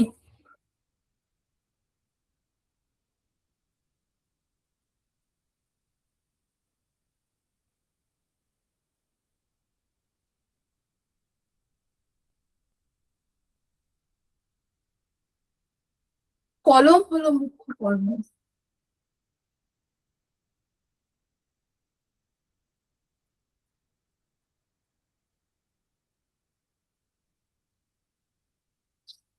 কেন? কারণ কি দিয়েছেন না কলম দিয়েছেন। তাহলে কর্ম যে সে তো তোমরা বুঝতে পারছো, আমি তো বুঝিয়ে দিয়েছি ক্রিয়াকে কি দিয়ে প্রশ্ন করলে। কিন্তু এটা তো বস্তুবাচক, একটা কোনো প্রাণ নেই, এটাকে আমরা বলছি মুখ্য কর্ম। গৌণ কর্ম বলতে কাকে বোঝাচ্ছি আমরা? কোন বাক্যের প্রাণীবাচক কর্মটিকে আমরা বলছি গৌণ কর্ম। কোন বাক্যের প্রাণীবাচক কর্মটিকে আমরা বলছি গৌণ কর্ম। যেমন সেম উদাহরণটা, বাবা আমাকে একটি কলম দিয়েছেন। কি দিয়েছেন? কলম দিয়েছেন। কাকে দিয়েছেন? আমাকে দিয়েছেন। তাহলে এখানে দুটো কর্ম পাচ্ছি, একটা বস্তুবাচক, একটা প্রাণীবাচক। বস্তুবাচক মানে মুখ্য কর্ম, প্রাণীবাচক মানে গৌণ কর্ম। সিম্পল। কিন্তু গুলিও না যেন। মুখ্য কর্ম আবার মনে করবা পরীক্ষার হলে গিয়ে, আচ্ছা প্রাণীবাচকটাই বোধহয় মুখ্য কর্ম, মুখ্য, তো এইখানটা কিন্তু অনেক সময় গুলিয়ে যায়। মুখ্য কর্ম মানে প্রাণীবাচক নয়, মুখ্য কর্ম মানে বস্তুবাচক, যার প্রাণ নেই। গৌণ কর্ম মানে প্রাণীবাচক। উল্টে যাচ্ছে একটু, একটু জেনারেল ধারণার সাথে, মানে সাধারণ ধারণার সাথে উল্টে যাচ্ছে, আর কিছু না। এবার সমধাতুজ কর্ম। সমধাতুজ কর্ম বলতে কাকে বোঝানো হচ্ছে? কোন বাক্যের ক্রিয়া ও কর্ম যদি একই ধাতু থেকে উৎপন্ন হয়। আমি তোমাদেরকে একদম শুরুতে বলেছিলাম না, পড়া, সেখানে পড় ধাতু, তার সঙ্গে আহ যুক্ত করে পড়া একটা ক্রিয়াপদ। তো এইরকম একটা ধাতু থেকে দেখা গেল ক্রিয়া ও কর্ম একসাথে উৎপন্ন হচ্ছে। যেমন ধরো সে খুব ভালো খেলা খেলছে। কি খেলছে? সরি, কি খেললো না খেলা খেললো? খেলা। সুতরাং খেলা এটা কি বাক্যের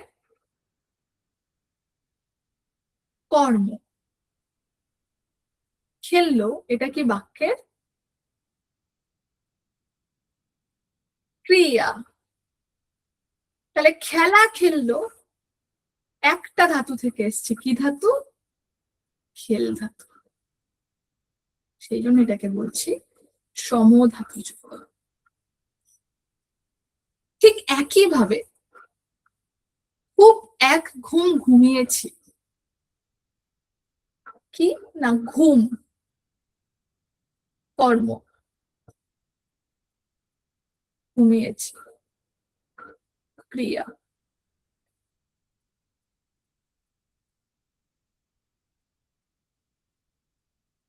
হম ধাতু থেকে এসছে,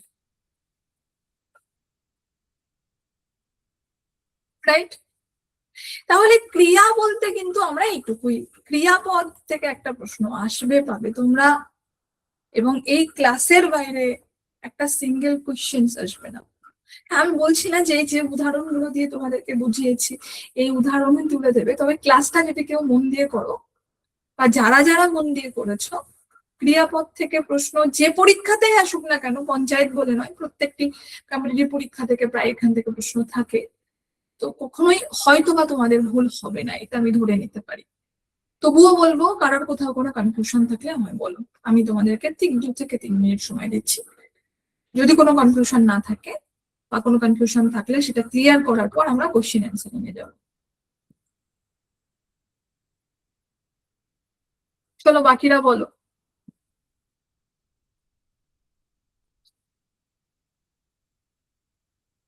আমি, তোমরা বলে দাও, আমি 8টা 12 13 থেকে উত্তর দিচ্ছি।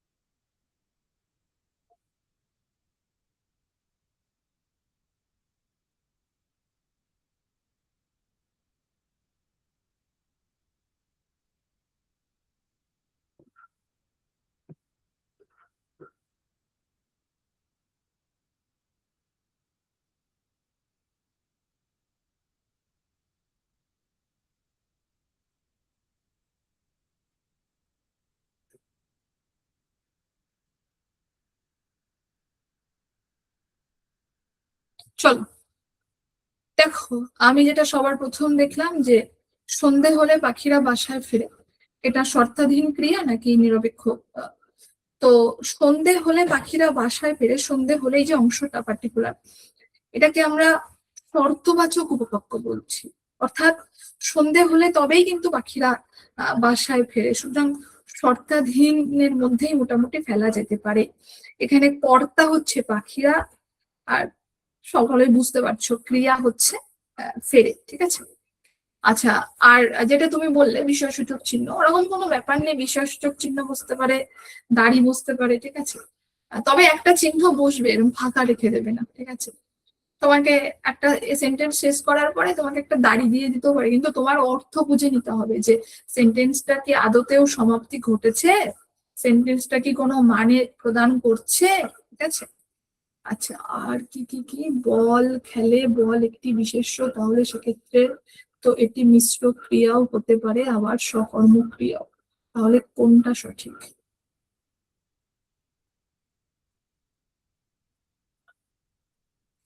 সকর্মক ক্রিয়া আর মিশ্র ক্রিয়া তো আলাদাভাবে বলবো, বুঝিয়েছি তাই না? সকর্মক ক্রিয়া আমি যখন বুঝিয়েছি তখন এই জায়গাটা একটু দেখো, এই যে সকর্মক ক্রিয়াটা আমি কর্মের উপরে ভিত্তি করে বুঝিয়েছি। এখানে এদিকে এটাকে আমরা 3 ভাগে ভাগ করছি কর্ম অনুযায়ী, সকর্মক, অকর্মক এবং দ্বিকর্মক। সুতরাং তোমার প্রশ্নটা একেবারে ইরিলেভেন্ট, রাইট? রেকর্ড শুনে নেবে। ক্রিয়ার প্রকারভেদ আর একবার বলতে গেলে আমি পাগল হয়ে যাবো এবার। চলো রেকর্ডিং শুনে নেবে আরেকবার। হ্যাঁ, এবার আমরা চলে আসছি আমাদের এমসিকিউ কোয়েশ্চেন্স এ, ঠিক আছে? দেখো,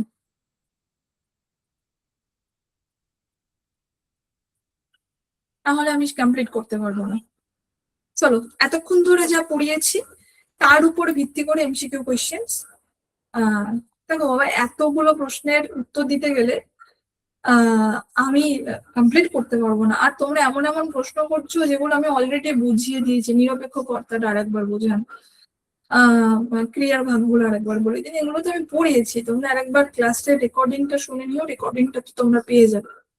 প্রথম প্রশ্নের উত্তর দাও, একের এ বি সি, দুইয়ের এ বি সি, এরকম করে উত্তর দেবে, এবং সবার শেষে কার কটা প্রশ্ন হলো আমি সেটা জিজ্ঞাসা করবো। প্রথম প্রশ্ন,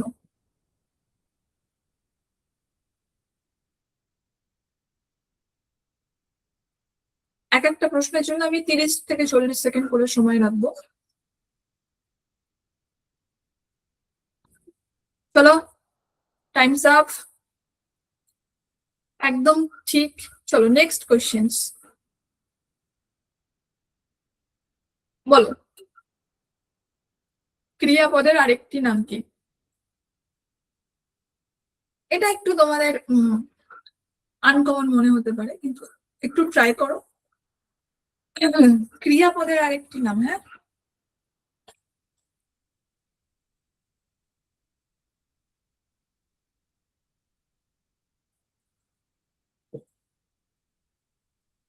গুড, কয়েকজন উত্তর দিচ্ছে। যারা মোটামুটি বাংলা জানে তারা এলিমিনেট করে দিলে, মানে কিছু কিছু উত্তর রিজেক্ট করে দিলে পেরে যাবে। একদম ঠিক। যারা যারা বি উত্তর দিয়েছো, ঠিক আছে, আখ্যাত। ঠিক আছে, চলো নেক্সট।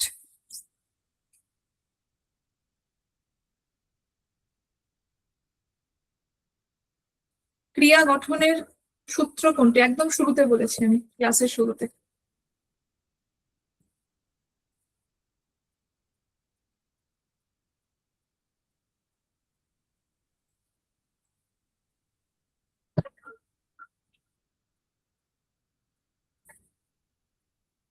সকলে উত্তর দাও। এটা কিন্তু কমন, হ্যাঁ, আমি তোমাদেরকে ক্লাসেই বলেছি।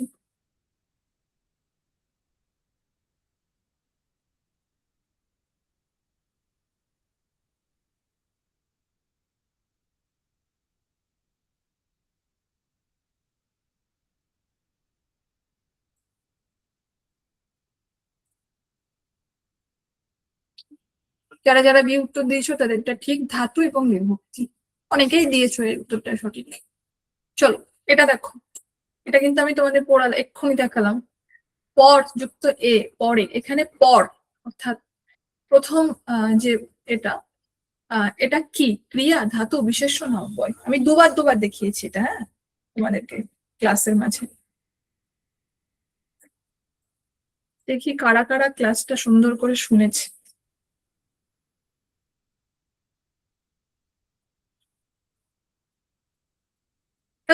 দেখো কি কি সুন্দর, তোমরা প্রায় এই মুহূর্তে দাঁড়িয়ে 92-93 জন ক্লাসে উপস্থিত, এবং কয়েকজন মাত্র উত্তর করছো।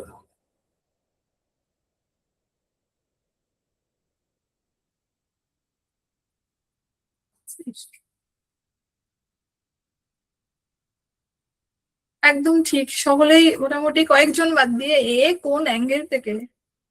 হ্যাঁ, তোমরা এ কোন অ্যাঙ্গেল থেকে বলছো? দুবার পড়িয়েছি ক্লাসে গো। একেবারেই ঠিক বি যারা বলছো, ঠিক আছে। চলো, আহ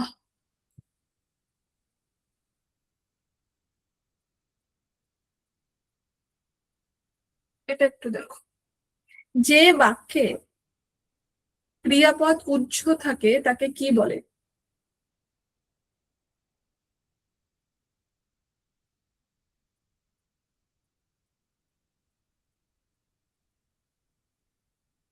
এটা একটু মাথা খাটাবে,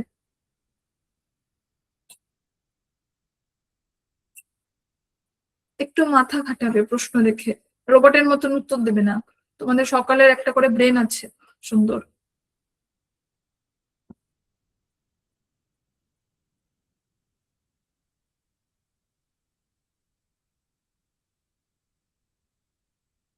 অসমাপিকাতে ক্রিয়াপদ ইনকমপ্লিট থাকে, মানে বাক্যটা ইনকমপ্লিট থাকে। অসমাপিকা ক্রিয়া কোন অ্যাঙ্গেল থেকে? হ্যাঁ,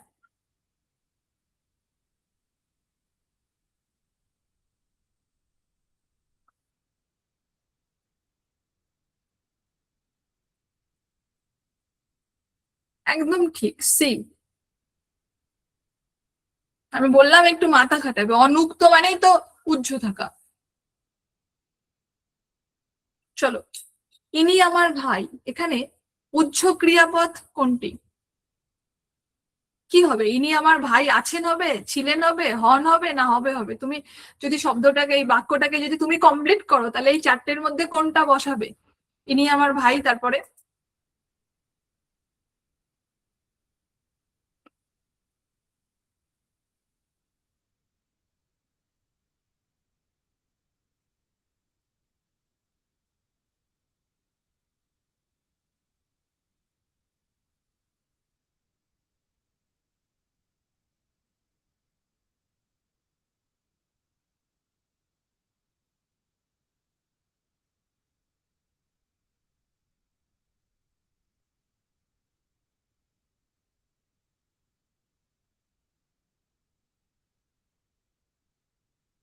চলো, একদম ঠিক বলেছো তোমরা অনেকে। চলো, সাতের দাগ দেখো। ভাব প্রকাশের দিক থেকে ক্রিয়াপদ কয় প্রকার? আমি বারবার করে বলেছিলাম, কয় প্রকার কি বৃত্তান্ত, এই জায়গাগুলো একটু ভালো করে মনে রাখবে।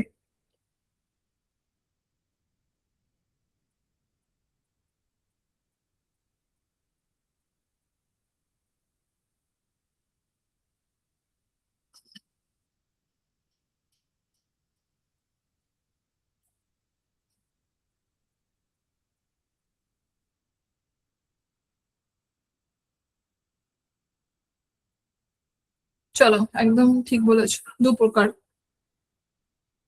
দেখো, ভাব প্রকাশের দিক থেকে ক্রিয়াপদ কে আমরা যে দুভাগে ভাগ করতে পারছি, সে দুটো কি কি?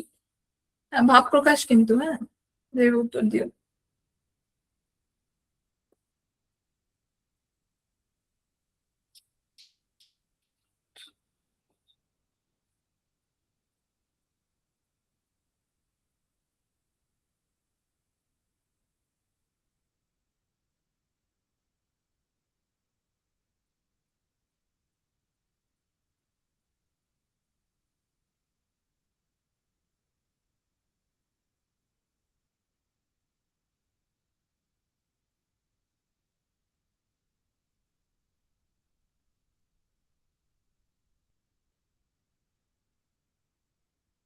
চলো, ঠিকই উত্তর দিয়েছো।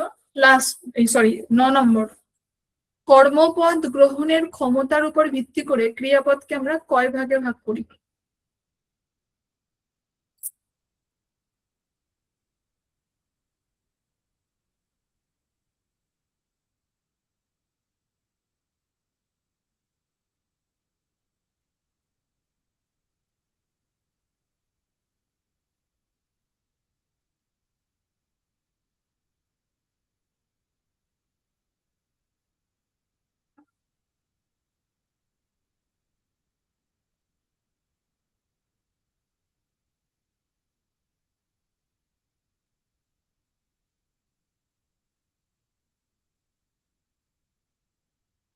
একদম ঠিক বলেছো। চলো, নিচের কোনটি কর্মপদ গ্রহণের ক্ষমতার উপর ভিত্তিতে ক্রিয়ার প্রকার নয়? প্রশ্নটা পড়ে নাও। নিচের কোনটি কর্মপদ গ্রহণের ক্ষমতার উপর ভিত্তি করে ক্রিয়ার প্রকার নয় বলেছে? হ্যাঁ, অপশন: সকর্মক, অকর্মক, দ্বিকর্মক, না যৌগিক?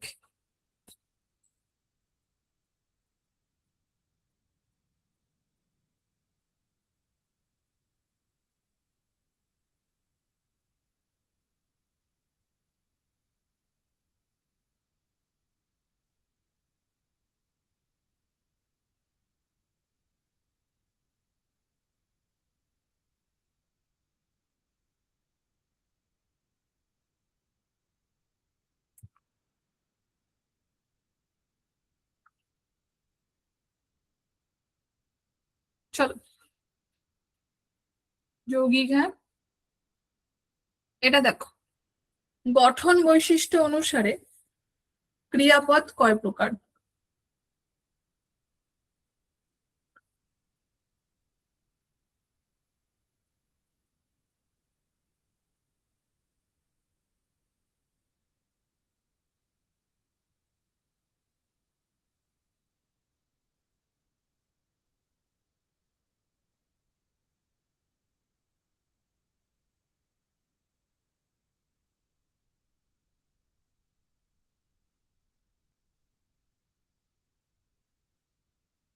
একদম ঠিক বলেছো, অনেকে 4 প্রকার। দেখো, এটা একটু উত্তর দাও তো। উত্তর দিল কোন ধরনের ক্রিয়া? যৌগিক ক্রিয়া, যুক্ত ক্রিয়া, প্রযোজক ক্রিয়া, অকর্মক ক্রিয়া?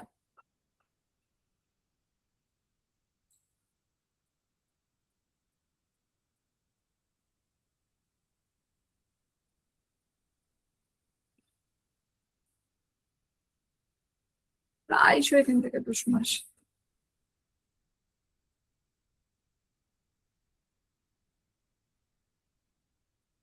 একদম ঠিক বলেছো, অনেকে যুক্ত ক্রিয়া। গুড। চলো, সে বসিয়া পড়িল, এটি কোন ধরনের ক্রিয়া? আমি একটু তাড়াতাড়ি যাচ্ছি, হ্যাঁ। মোটামুটি 30 সেকেন্ড করে সময় দিচ্ছি। আশা করি যাদের উত্তর দেওয়া 30 সেকেন্ডের মধ্যে তোমরা দেবে। সে বসিয়া পড়িল, এটি কোন ধরনের ক্রিয়া? একক ক্রিয়া, মিশ্র ক্রিয়া, যৌগিক ক্রিয়া, সকর্মক ক্রিয়া?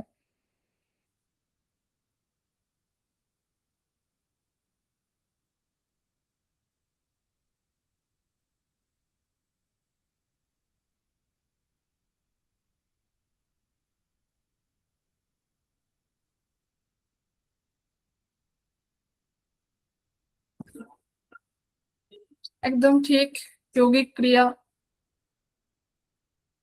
চলো, যে ক্রিয়া বাক্যকে সম্পূর্ণ অর্থ প্রদান করে তাকে কি বলে?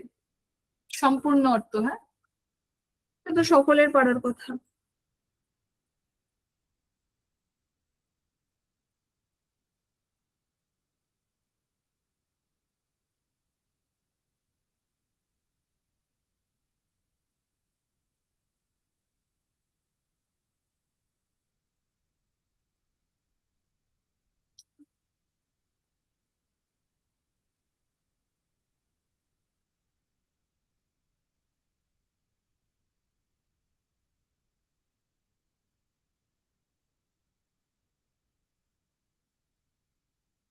গুড, সকলের মোটামুটি ঠিক বলেছো।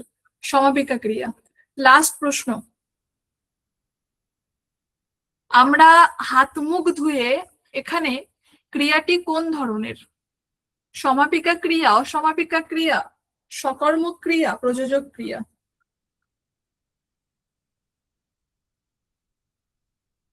দেখো, এখানে আমি ডট ডট ডট ডট দিয়েছি, কিন্তু সবসময় যে ডট ডট ডট ডট থাকবে তার কিন্তু কোনো মানে নেই। পরীক্ষার হল কিন্তু ওটা, হ্যাঁ। ডট ডট ডট ডট থাকলে সবাই বুঝতে পারবে।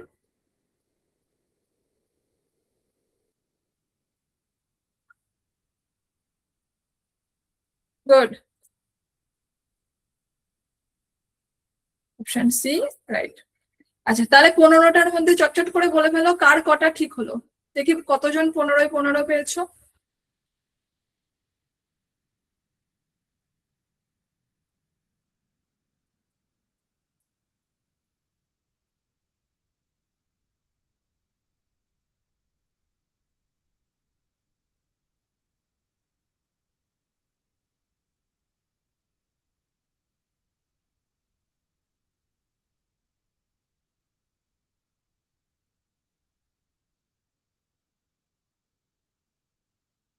মোটামুটি যতদূর দেখলাম পৌলমী, প্রামাণিক, হাইয়েস্ট 14টা।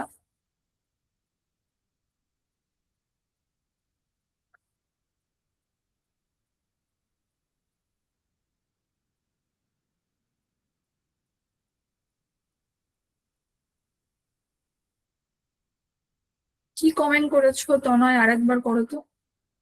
উপরে উঠে গেছে, দেখতে পাইনি।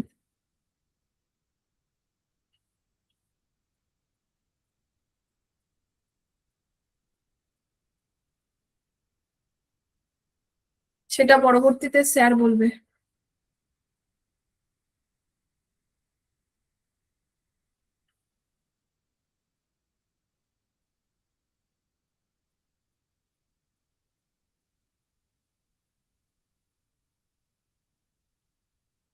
উফ, ঠিক আছে, আজকের ক্লাস তাহলে এই পর্যন্ত থাকলো। ঠিক আছে, আহ যে 15-তে 15 করেছে সে মিথ্যাবাদী। না না, করতেই পারে, তুমি পারোনি বলে কেউ পারবে না তা তো না। কেউ 15-তে 15 করেনি, যা দেখলাম 14টা হয়েছে। পৌলমী প্রামাণিক 14 করেছে, এখনো পর্যন্ত 15-তে 15 আমার হচ্ছে চোখে পড়লো না। ও আচ্ছা আচ্ছা আচ্ছা, জ্যোতির্ময়ী রানা করতেই পারে, কারণ কোশ্চেন খুব একটা কঠিন আমি তুলিনি। ঠিক আছে, এরকম বলো না বাবা, করতেই পারে। প্রশ্ন খুব কঠিন ছিল না, এরকম ধরনের প্রশ্নই পরীক্ষার হলে আসে। চলো, আজকের ক্লাস তাহলে আমি এখানে রাখলাম স্যার। হ্যাঁ ম্যাডাম, ক্লাস কমপ্লিট হয়ে গেছে। হ্যাঁ হ্যাঁ, just okay, thank you madam. আমাকে জাস্ট একটা মিনিট টাইম দাও, আমি ওদের শেয়ার করে দিচ্ছি। একটা মিনিট জাস্ট আমাকে একটু টাইম দাও।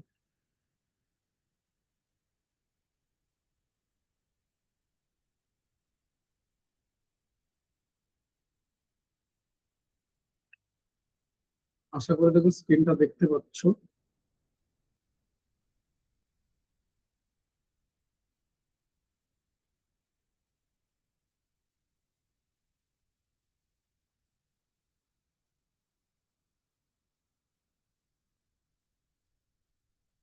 সেকেন্ড পেজটাতে কোড রয়েছে। একটু যদি একটা দুটো সেন্টেন্স একটু তোমাদের ফিডব্যাক শেয়ার করো, এটা সবার কাছে রিকোয়েস্ট রইল। আমি বলে দিচ্ছি ফিডব্যাক কিভাবে শেয়ার করবে।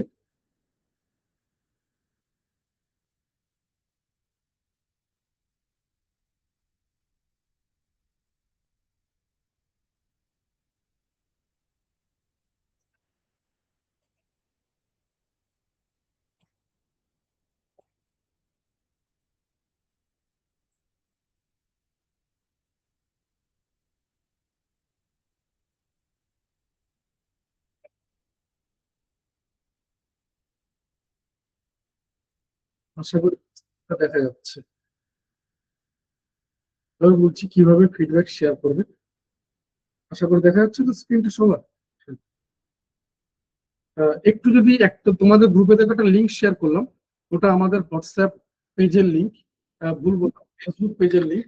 দেখো তোমাদের গ্রুপে একটা লিঙ্ক শেয়ার করলাম, ওই লিঙ্কে টাচ করলে তুমি এই আমাদের ফেসবুক পেজটা পাবে। যদি কেউ ফলো না করে থাকো ফলো করে রাখতে পারো, এখান থেকে রেগুলার বেসিসে ক্লাস বা এই জায়গাগুলো পেয়ে যাবে। এটা তো আছে। যেটা চাইছি তোমার থেকে একটা ফিডব্যাক চাইছি, এটা দেওয়া যায় কোনো একটা ফেসবুক অ্যাকাউন্ট থেকে। মানে ধরো আমাদের যে পার্সোনাল অ্যাকাউন্ট থাকে সেখান থেকে একবারই ফিডব্যাক শেয়ার করা যায়। কিভাবে করবে আমি বলছি। মানে এই ফেসবুক পেজটা প্রথমে লিঙ্কে ক্লিক করলে এটা দেখতে পাবে একদম ফেসবুকের শুরুতে, মানে এই পেজের শুরুতে। দেখো একদম পেজটা যেখানে শুরু হচ্ছে সেখানে দেখো এই যে রয়েছে 100% রিকমেন্ডেড। ঠিক আছে, এখানে 531 জন রিভিউ দেওয়া আছে। এই 100% রিকমেন্ডেড এখানটা যাও, এখানে দেখো সি অল করলে সবকিছু দেখতে পাবে, এখানে কারা কি এখানে ফিডব্যাক শেয়ার করছে, এই যেগুলো। তো এখানে যেটা তোমাদের থেকে চাইছি, এটা একদম শুরুতে এই জায়গায় থাকবে, দেখো do you recommended competitive master ji. যেহেতু পেজটা থেকে আমি খুলেছি তাই আমাকে দেখাচ্ছে না, মানে তোমাদেরকে দেখাবে। এখানে দেখো do you recommended competitive master ji, তারপরে দেখো ইয়েস আর নো বলে অপশন রয়েছে। নো করলে নেগেটিভ আসবে ফিডব্যাক, আর যদি ইয়েস করো তাহলে পজিটিভ আসবে। এবার ইয়েস করার পর তোমার ওখানে লেখার জায়গা রয়েছে, ওখানে তুমি 25টা লেটার, আবারও বলছি শব্দ নয় লেটার, বর্ণ এ বি সি ডি যেমন লেটার এক একটা, সেরকম 25টা লেটারে লিখলে তুমি ওটাকে সাবমিট করতে পারো। তোমার কাছে রিকোয়েস্ট হলো যদি একটা দুটো সেন্টেন্সে তোমাদের একটু ফিডব্যাক শেয়ার করো। আবারও বলছি এটা একবারই শেয়ার করা যায়, একাধিকবার এইখানে রেকমেন্ডেড করা যায় না। আমি আরেকবার দেখিয়ে দিচ্ছি, দেখে নাও। একদম ফেসবুক যে লিঙ্কটা শেয়ার করা আছে গ্রুপে, দেখো ওই লিঙ্কে টাচ করো, দেখো এই পেজটা দেখতে হবে ঠিক এরকম দেখতে। এর একদম শুরুতে দেখো এই যে 100% রিকমেন্ডেড, এখানে ক্লিক করো। সি অল করলে সবকিছু দেখতে পাবে। এবার একই রকম ভাবে জাস্ট এই উপরে একদম যেখান থেকে ফিডব্যাক গুলো দিয়েছে সবাই, তার উপরেই রয়েছে দেখো do you recommended competitive master যে বলে একটা লাইন রয়েছে, do you recommended competitive master, ইংলিশে রয়েছে। তার নিচে রয়েছে ইয়েস আর নো, ওখান থেকে ইয়েস করো। ইয়েস করার পর একটা দুটো সেন্টেন্সে একটু তোমাদের যদি ফিডব্যাক শেয়ার করো, একটা দুটো সেন্টেন্সে যদি তোমাদের একটু ফিডব্যাক শেয়ার করো, করে ওটাকে পোস্ট করে দিলেই হয়ে যাবে। এটা সবার কাছে রিকোয়েস্ট হলো যদি একটা দুটো সেন্টেন্সে একটু তোমাদের ফিডব্যাক শেয়ার করো। এই পেজটার একদম উপরের দিকে দুজন অলরেডি শেয়ার করেছো, 531 থেকে 533 হলো। এটা সবার কাছে রিকোয়েস্ট হলো, কোনো মানে জোর জবরদস্তি বা আদার্স কিছু না। প্রিয়াঙ্কা মাইতি, অসংখ্য ধন্যবাদ প্রিয়াঙ্কা ফিডব্যাক শেয়ার করার জন্য। সুশান্ত মন্ডল, অসংখ্য ধন্যবাদ সুশান্ত ভাই ফিডব্যাক শেয়ার করার জন্য। রিকোয়েস্ট হলো সবাইকে যদি একটা দুটো সেন্টেন্স একটু তোমাদের ফিডব্যাক শেয়ার করো। একদম উপরে এই জায়গাটা দেখতে পাবে ডু ইউ রেকমেন্ডেড কম্পিটিটিভ মাস্টারজি, সেখান থেকে ইয়েস অথবা নো, তো ইয়েস করে ওখান থেকে একটা দুটো সেন্টেন্সে যদি ফিডব্যাক শেয়ার করো। আবারও বলছি এটা একবারই ফিডব্যাক দেওয়া যায়, একাধিকবার ফিডব্যাক শেয়ার করা যায়, একবারই ফিডব্যাক শেয়ার করা যায়। তো তোমাদের যদি একটু ফিডব্যাক শেয়ার করো, এটা সবার কাছে রিকোয়েস্ট রইলো। গ্রুপে দেখো লিঙ্কটা শেয়ার করা আছে 538। অসংখ্য ধন্যবাদ যারা ফিডব্যাক শেয়ার করছো। এই একদম উপরে দেখো 100% রেকমেন্ডেড, সেখান থেকে সি অল করলে দেখতে পাবে মহাদেব মন্ডল, অসংখ্য ধন্যবাদ ভাই এত সুন্দর করে বা এত বড় করে লেখার জন্য, আন্তরিকভাবে কৃতজ্ঞ। মহাদেব মন্ডল আন্তরিকভাবে কৃতজ্ঞ এত সুন্দর করে বা এত বড় করে লেখার জন্য। পম্পা পাত্র, অসংখ্য ধন্যবাদ পম্পা ফিডব্যাক শেয়ার করার জন্য। সমীর সিংহ রায়, অসংখ্য ধন্যবাদ ভাই সমীর। দেখো এখানে সবাই শেয়ার করছে। চন্দ্রিমা সাহা, অসংখ্য ধন্যবাদ চন্দ্রিমা এত সুন্দর করে বা এত বড় করে লেখার জন্য, আন্তরিকভাবে কৃতজ্ঞ। প্রিয়াঙ্কা মাইতি তো বললাম, সুশান্ত মন্ডল বললাম। এরকম মানে একটু যদি তোমরা ফিডব্যাক শেয়ার করে দাও, আর কিছুই না, তোমাদের হাত ধরে এই পেজে আর একটু রিচ বাড়বে, আর কোনো কিছু না, অন্য কোনো উদ্দেশ্য নেই। 542 মানে প্রায় 11 জন ফিডব্যাক শেয়ার করবে। যারা আমি কোডে চলে আসছি, একটু দেখো তোমরা যদি সম্ভব হয় একটু ফিডব্যাক শেয়ার করে দিও। তন্ময় কুমার গায়েন, অসংখ্য ধন্যবাদ ভাই তন্ময়। এখান থেকে দেখো সবার ফিডব্যাক দেখা যাচ্ছে, একটু যদি একটা দুটো সেন্টেন্স একটু তোমাদের ফিডব্যাক শেয়ার করে দাও, এটা সবার কাছে রিকোয়েস্ট হলো। যদি একটা দুটো সেন্টেন্সে তোমরা একটু ফিডব্যাক শেয়ার করে দাও। গ্রুপে দেখো লিঙ্কটা শেয়ার করা আছে, একটু যদি একটা দুটো সেন্টেন্সে তোমাদের একটু ফিডব্যাক শেয়ার করো। আমি কোডে চলে গেলাম,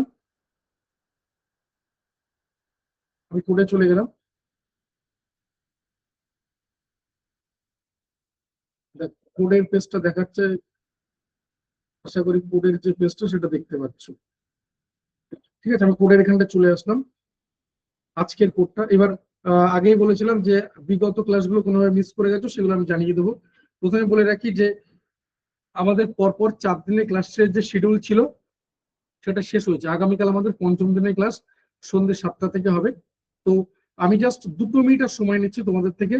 2 মিনিট পর আমি কোডটা শেয়ার করেছি। জাস্ট আগামীকালকে ক্লাসটা একটু জাস্ট বলে দিচ্ছি যে আগামীকাল মূলত 3টে গুরুত্বপূর্ণ জায়গা রয়েছে, মনে রাখবে। মানে এতদিন পর্যন্ত যে ক্লাসগুলো করলে নো ডাউট কিছু না কিছু পেয়েছো, আগামীকাল ক্লাস যেটা হবে সেটা অন্যরকম একটা মাত্রা রয়েছে। কেন বলছি 3টে গুরুত্বপূর্ণ জায়গা? প্রথম কথা আমরা অঙ্ক নিয়ে বিস্তারিত আলোচনা করব, যে আমাদের অঙ্কের মধ্যে কোন কোন সেগমেন্ট করতে হবে, কারণ অঙ্কের তো অনেক কিছু রয়েছে, পাটিগণিত, বীজগণিত, পরিমিতি। তো আমাদের পঞ্চায়েতের জন্য কি কি রয়েছে সেগুলোকে আমরা দেখবো। সিলেবাসটাকে আমরা কিভাবে মার্চ করতে পারি সেটা আমরা দেখবো, এবং অবশ্যই কিছু আমরা প্রিভিয়াস ইয়ারের কোশ্চেন আমরা দেখবো। আগামীকাল ক্লাসে আমি নিজে থাকবো, কারণ ওই সাবজেক্টে আমি পড়াতে জানি, এর বাইরে কিছু আমার জানা নেই। তো আগামীকাল আমি নিজেই থাকবো। তো প্রত্যেকে লাইভ ক্লাস অ্যাটেন্ড করো।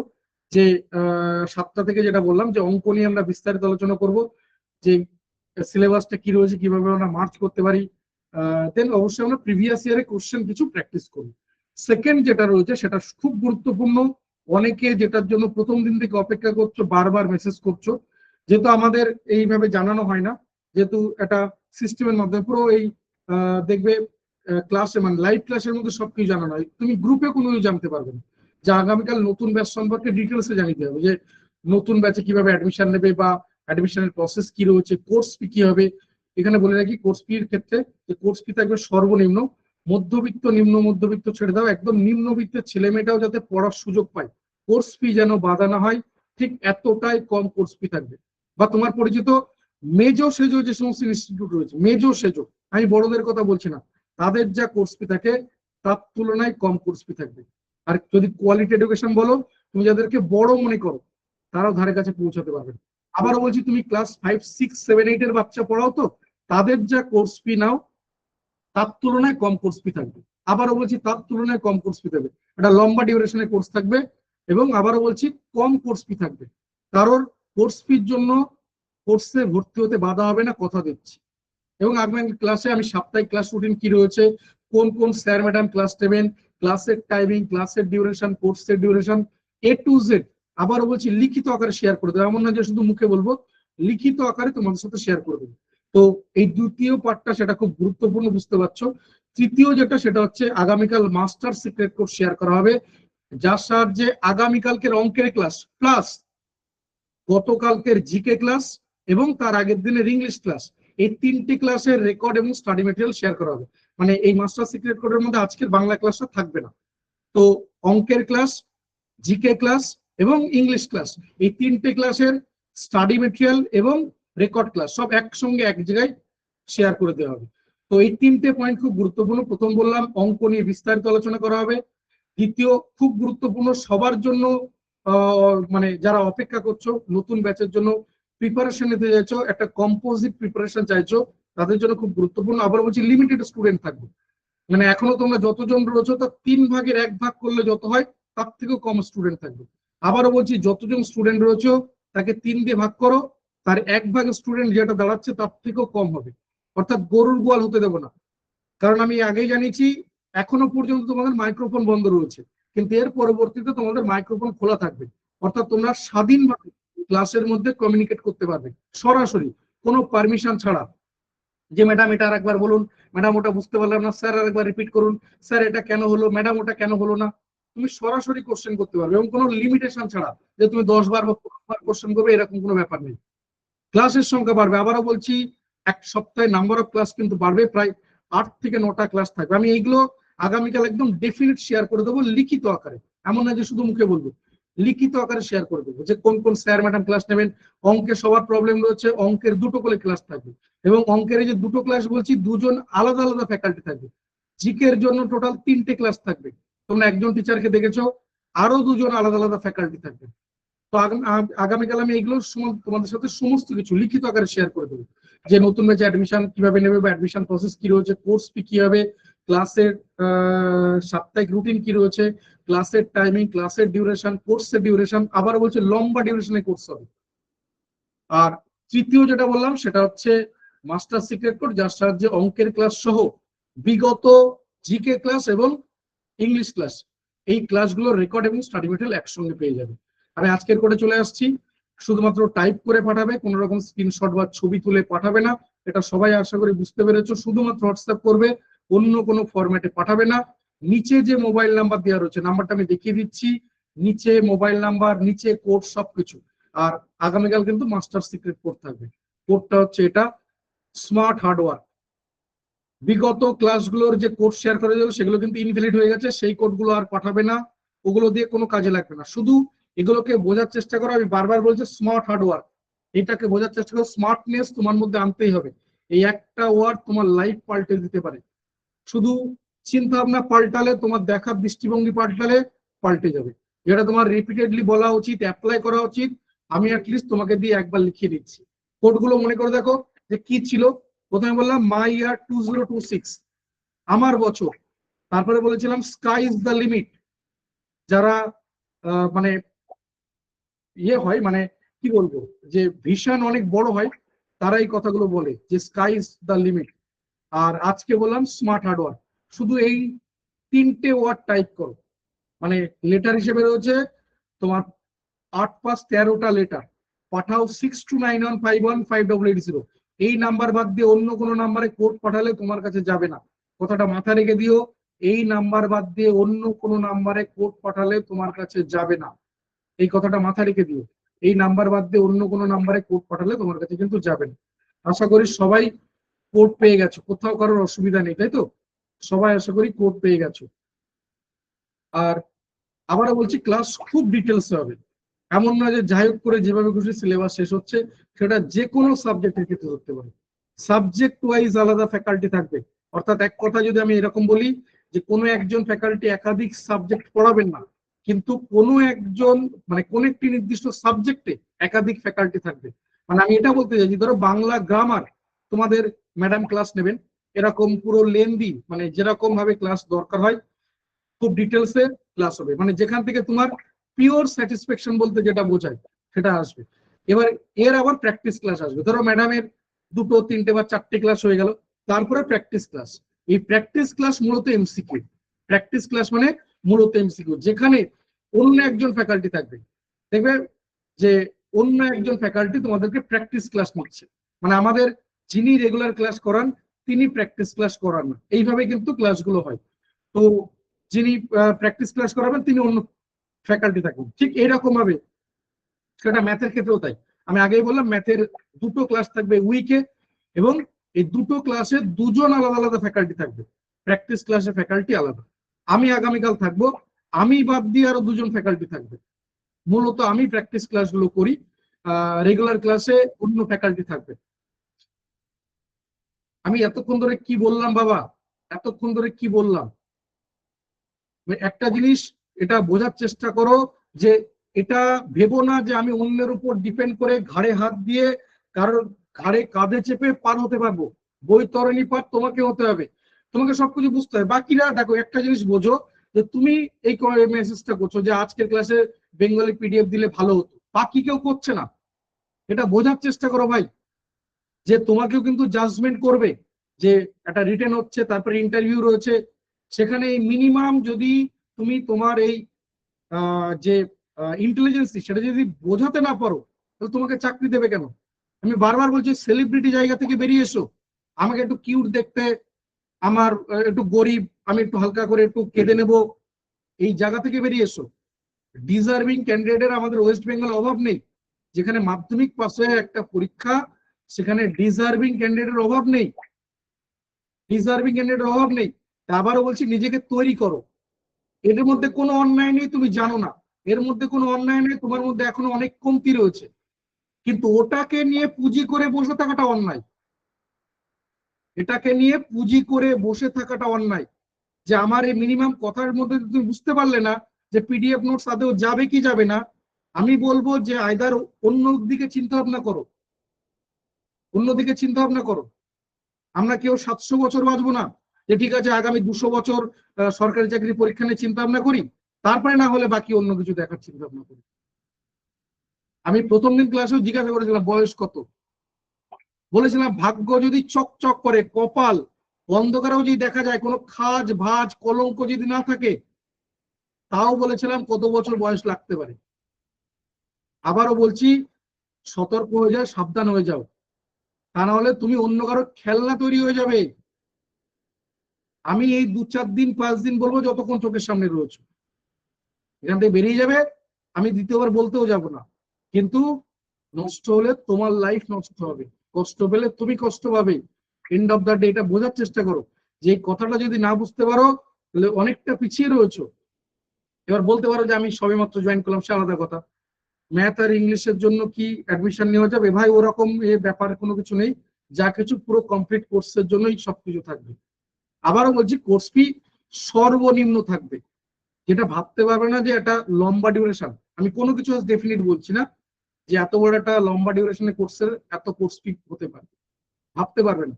আমি তো এও বললাম যে তোমরা তো কেউ আছো যে যারা মোটামুটি পড়াও, এরকম কেউ আছো তো যারা ইয়ে পড়াও, কি বলে ওই ক্লাস 7, 8, 5, 6 বাচ্চা পড়াও, তো তারা যে কোর্স ফি নাও তার তুলনায় কম কোর্স ফি থাকবে, বলে দিচ্ছি, মিলিয়ে নেবে যে হ্যাঁ ঠিক বললাম না ভুল বললাম। আর লিমিটেড স্টুডেন্ট থাকবে, কারণ আমি আগেই বললাম যে তোমার দিক থেকে মাইক্রোফোন খোলা থাকবে। আর দ্বিতীয় যেটা, সেটা হচ্ছে তোমাদের থাকবে না, কি বলে সিক্রেট কোড বলে কোনো কিছু থাকবে না, মানে নতুন ব্যাচে তোমার ইচ্ছা মতো স্বাধীনভাবে রেকর্ড ক্লাস বা স্টাডি মেটেরিয়াল ব্যবহার করতে পারবে। রেকর্ড ক্লাস এবং স্টাডি মেটেরিয়াল ক্ষেত্রে কোনো শর্ত থাকবে না, স্টাডি মেটেরিয়াল বাংলা এবং ইংরাজি দুটো ভাষাতেই আসবে। স্টাডি মেটেরিয়াল তুমি ডাউনলোড করতে পারবে, প্রিন্ট আউট বের করতে পারবে, একটা ডিউরেশন থাকবে কোর্সের নির্দিষ্ট, কিন্তু রেকর্ড ক্লাস স্টাডি মেটেরিয়ালের ক্ষেত্রে আনলিমিটেড বা লাইফ টাইম সুযোগ থাকবে, অর্থাৎ এগুলো নষ্ট হবে না। আমাদের 2019 সালের যে ব্যাচগুলো রয়েছে তাদের রেকর্ড বা স্টাডি মেটেরিয়াল এখনো পর্যন্ত সেইভাবে অক্ষত রয়েছে, কোথাও কোনো কিছু নষ্ট হয়নি, অর্থাৎ এগুলো সবকিছু সেইভাবে থেকে যাবে, কোনো কিছু নষ্ট হবে না। ঠিক আছে, এগুলো নিয়ে আমি আগামীকাল ডিটেলসে জানিয়ে দেবো, একদম লিখিত আকারে, এমন না যে শুধু মুখে বলবো। এই যে পয়েন্টগুলো বলছি এমন না যে সব মনে মনে করে বলবো, তুমি জিজ্ঞাসা করবে বলবো, একদম না, লিখিত আকার তোমার সাথে শেয়ার করে দেবো। অলরেডি আমাদের পঞ্চায়েতের ব্যাচ শুরু হয়ে গেছে, নতুন আবার এই আর একটা ব্যাচ শুরু হবে এরকম। পঞ্চায়েতের ব্যাচ অলরেডি শুরু হয়ে গেছে। 2024-এ যখন রেজিস্ট্রেশন শুরু হয়েছিল, যে তখন আমরা জানতাম পরীক্ষা হবে, তখনও ব্যাচ ছিল, আবার এই নতুন করে ব্যাচ শুরু হয়েছে। তো এই হচ্ছে ব্যাপার, প্রত্যেকে লাইভ ক্লাস অ্যাটেন্ড করে। বারবার বলছি লিমিটেড স্টুডেন্ট থাকবে, অর্থাৎ এটা মাথায় রেখে দিও যে তুমি পেমেন্ট করলেই ভর্তি হতে পারবে এমন কিন্তু কোনো কথা নেই।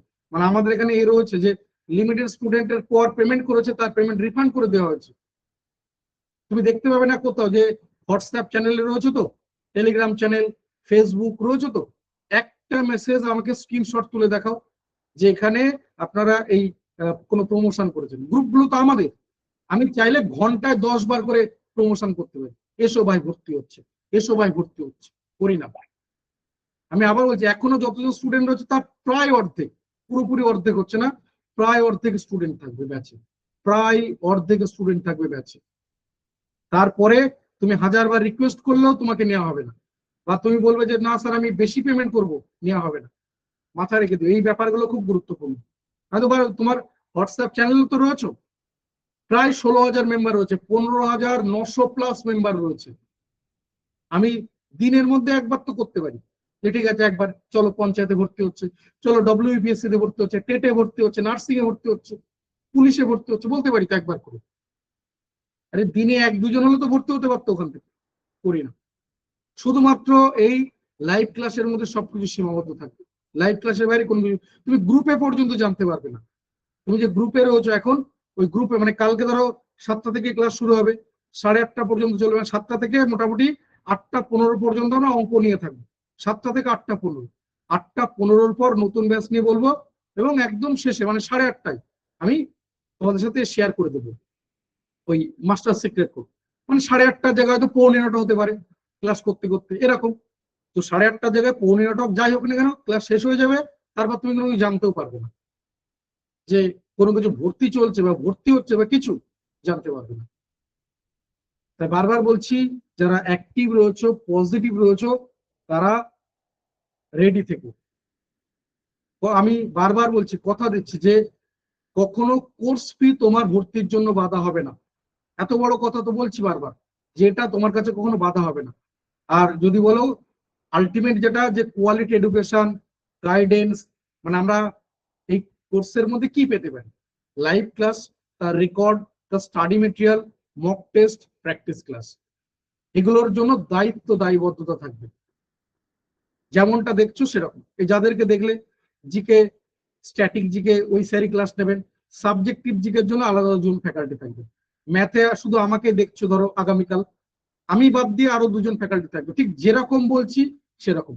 ইংলিশের ফ্যাকাল্টি দেখেছো, বাংলার ফ্যাকাল্টি দেখেছো, এবার আমি আবারও বলছি ইংলিশের প্র্যাকটিস ক্লাস আলাদা ফ্যাকাল্টি থাকবে, বাংলার প্র্যাকটিস ক্লাস আলাদা ফ্যাকাল্টি থাকবে। বারবার বলছি, আমি বলে দিচ্ছি ম্যাথের প্র্যাকটিস ক্লাসগুলো আমি করাবো, রেগুলার ক্লাসে অন্য একজন ফ্যাকাল্টি, মানে অন্য 2জন ফ্যাকাল্টি থাকবে। সপ্তাহে 2টো করে অঙ্কের ক্লাস থাকবে, কারণ অঙ্কের সবার ভয় রয়েছে কিছু না কিছু, আর অঙ্কের জায়গাটাও বড়। ইংলিশে ভয় রয়েছে নো ডাউট, কিন্তু ইংলিশ তুলনামূলক ছোট জায়গা, তুলনামূলক ছোট জায়গা। মানে দুটো একটা বা 2-4টে চ্যাপ্টার বাদ দিলে এমন কিছু চ্যাপ্টার আছে যেগুলোকে একদিনের মধ্যে কভার করে দেওয়া যায়। একদিনের একটা ক্লাসে একটু ডিটেলসে পড়ে দেবে, 1-1.5 ঘন্টা ক্লাসে হয়ে যাবে। ঠিক আছে, আমি তো আজকে বলে দিলাম বাবা যে বিগত ক্লাসের রেকর্ড বা স্টাডি মেটেরিয়াল কি করে পাবে, সেটা আমি আজকে বলে দিলাম। তো আমি আজকে বলে দিলাম তো, ঠিক আছে। নইলে আমি গ্রুপে আরেকবার মেসেজ করে দিচ্ছি, যদি মেসেজ করতে না পারি একটা ভয়েস মেসেজ করে পাঠিয়ে দিচ্ছি, শুনে নাও ওখান থেকে, পাঠিয়ে দিচ্ছি নইলে যাদের অসুবিধা রয়েছে। ঠিক আছে, হ্যাঁ আমি বলে দিলাম যে বিগত ক্লাসগুলো কি পাবে না পাবে, আজকের ক্লাসটা সবকিছু বলে দিয়েছি। দেখো না বাকিরা কেউ জিজ্ঞাসা করছে, কোশ্চেন করছে? চলো আমি এই পর্যন্ত রাখলাম তাহলে। সবাই খুব ভালো থেকো।